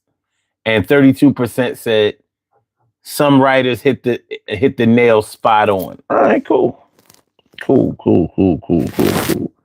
Yeah. When you talk about songs that get you through a situation, songs that or music that basically, calls back the nostalgia in your life. Sometimes a song can put you right back where you were. The only thing is sometimes a song can put you right back where you don't want to be anymore. So Sure. the symbolism can work for you or it can work against you. But somewhere in this life, musically, artistically, realistically, we have to learn from the experiences that we have, and we have to build on them. We can't keep running back to the familiar places, but just where all the good songs were and all of that. I mean, so there's some instances where we have to leave we have to leave the music behind. We have to leave I guess we can always take the music with us, but if the music is what keeps us going back and trying to make something work that's not working for us anymore, it's probably best that we leave that music behind too. If we're unable to separate, and we should be able to separate, but hey, the same way as you may not understand why somebody labors their time and their effort and their love on somebody or something or some place or some situation that doesn't seem to love them back. All we can do is observe it, respect it, and try to protect them from further damage. But we also have our own situations that we probably have to deal with, simultaneously. You know what I'm saying? For every time you push somebody out of the way from getting hit by a car, you take a chance on getting hit by the same car that you pushed them out of the way of. So, yeah, no. That's the truth. What'd you say, Kim? I said, did the chat cut off? It's not cut off. They stopped. They don't want to hear no more. I think time stopped because I put them out on Front Street. No, I think something's wrong because even by now, Carrie would have said something unless she sleeps. Well, I just wrote in the chat and it came up. Oh, okay. I see. That's probably because it's you. But if it was something wrong with the chat, I would see the little circle rolling. You know what I mean? And it wouldn't register. It wouldn't register my words. So okay. No. Well, can you write something in the chat? Let me see. I was on my television. Let me go and try. You know, it's Friday I night. like the little People, people. I like the cartoonish, the fucking Yeah, Kim. you know, I see. Okay. Oh, you talking about the thumbnail, Troy? yeah, the thumbnails. I like that. Yeah, that's Miss Morris's work. Good job, Miss Marcy. Thank you, thank you, thank you. You know, you make it do what it do, baby. Come on, Lee Charles. We trying to get this old man stuff together when he stopped being stubborn. Oh man. So we can make this thing big and robust and make it turn it into a money engine and a fun engine and an excited engine and everything because he deserves it. But that's all true. All true. 100% true. Yeah, she just hit you with the weekend song, your favorite singer. Cause you deserve it. Cause you worth it. Listen, I've been rocking with this man since what, 2010? 2009. Yeah, 2009. And even then, the shows was great and amazing. We had a great time. He's still doing it. He's already be up there big dog with it. I'm not gonna deny that. You know what I mean? We could definitely be far along, but we gonna get it. We gonna get it. Everything will work out. Try to put yourself in and make it happen. I bet. All right. So I'm about to do these birthday shout outs and get on up out of here. I want to thank y'all for coming through. Thanks. I had a lot of fun, a lot of laughs, a lot of information. Always the good stuff. Always the good stuff. Well, you know I'm here having fun. It's good to hear your voice, because we ain't been on the show with each other in a while, so it's good to hear your voice. Thank you. Y'all be blessed, be safe. Everybody enjoy their day. I'll holler tomorrow. All right. My friend told me to ask you.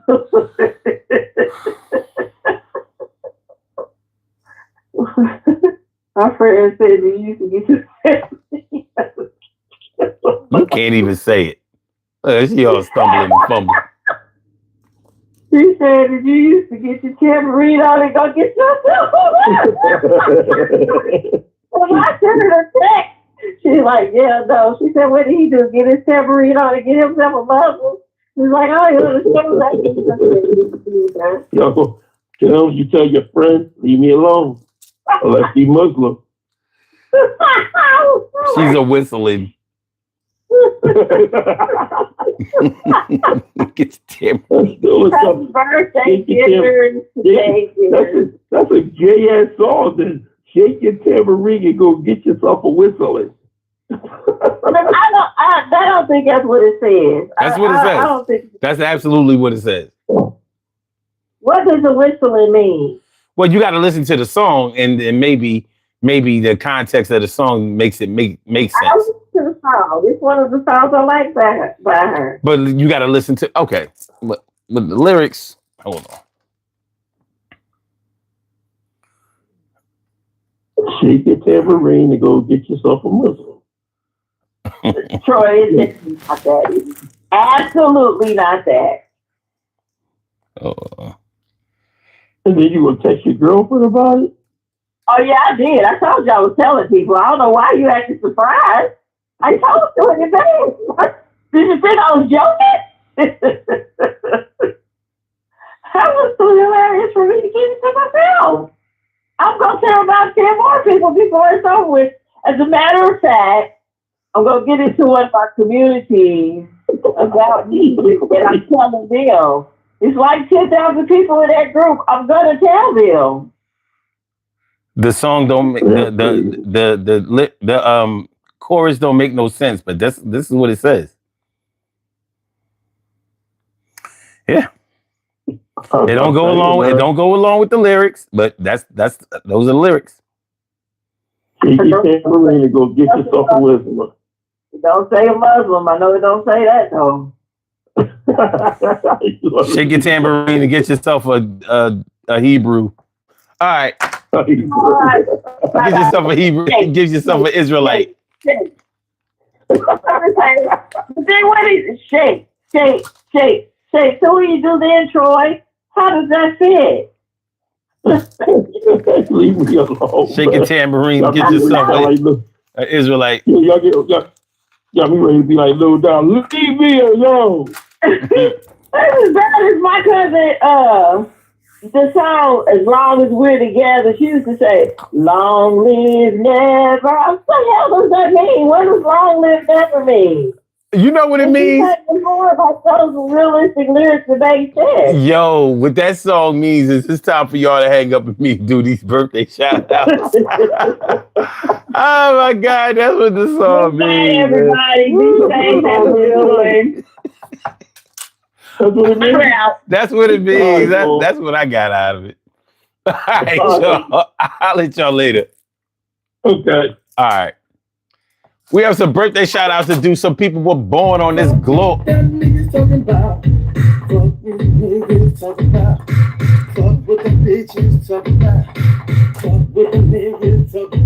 forgot this was still here. All right, cool. We have some birthday shout outs to do. Some people were born on this glorious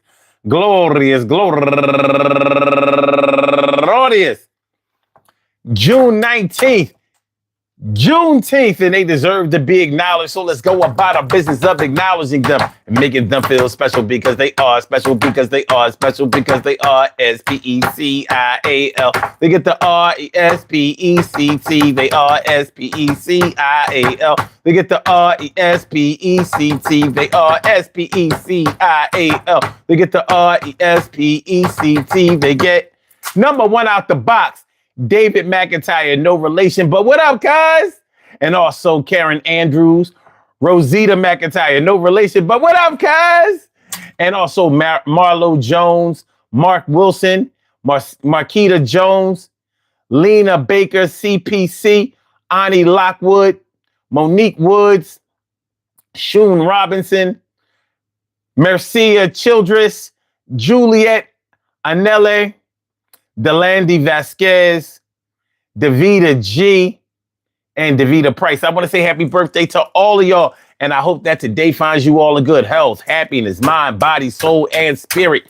And that goes out to each and every person out there born on this glorious June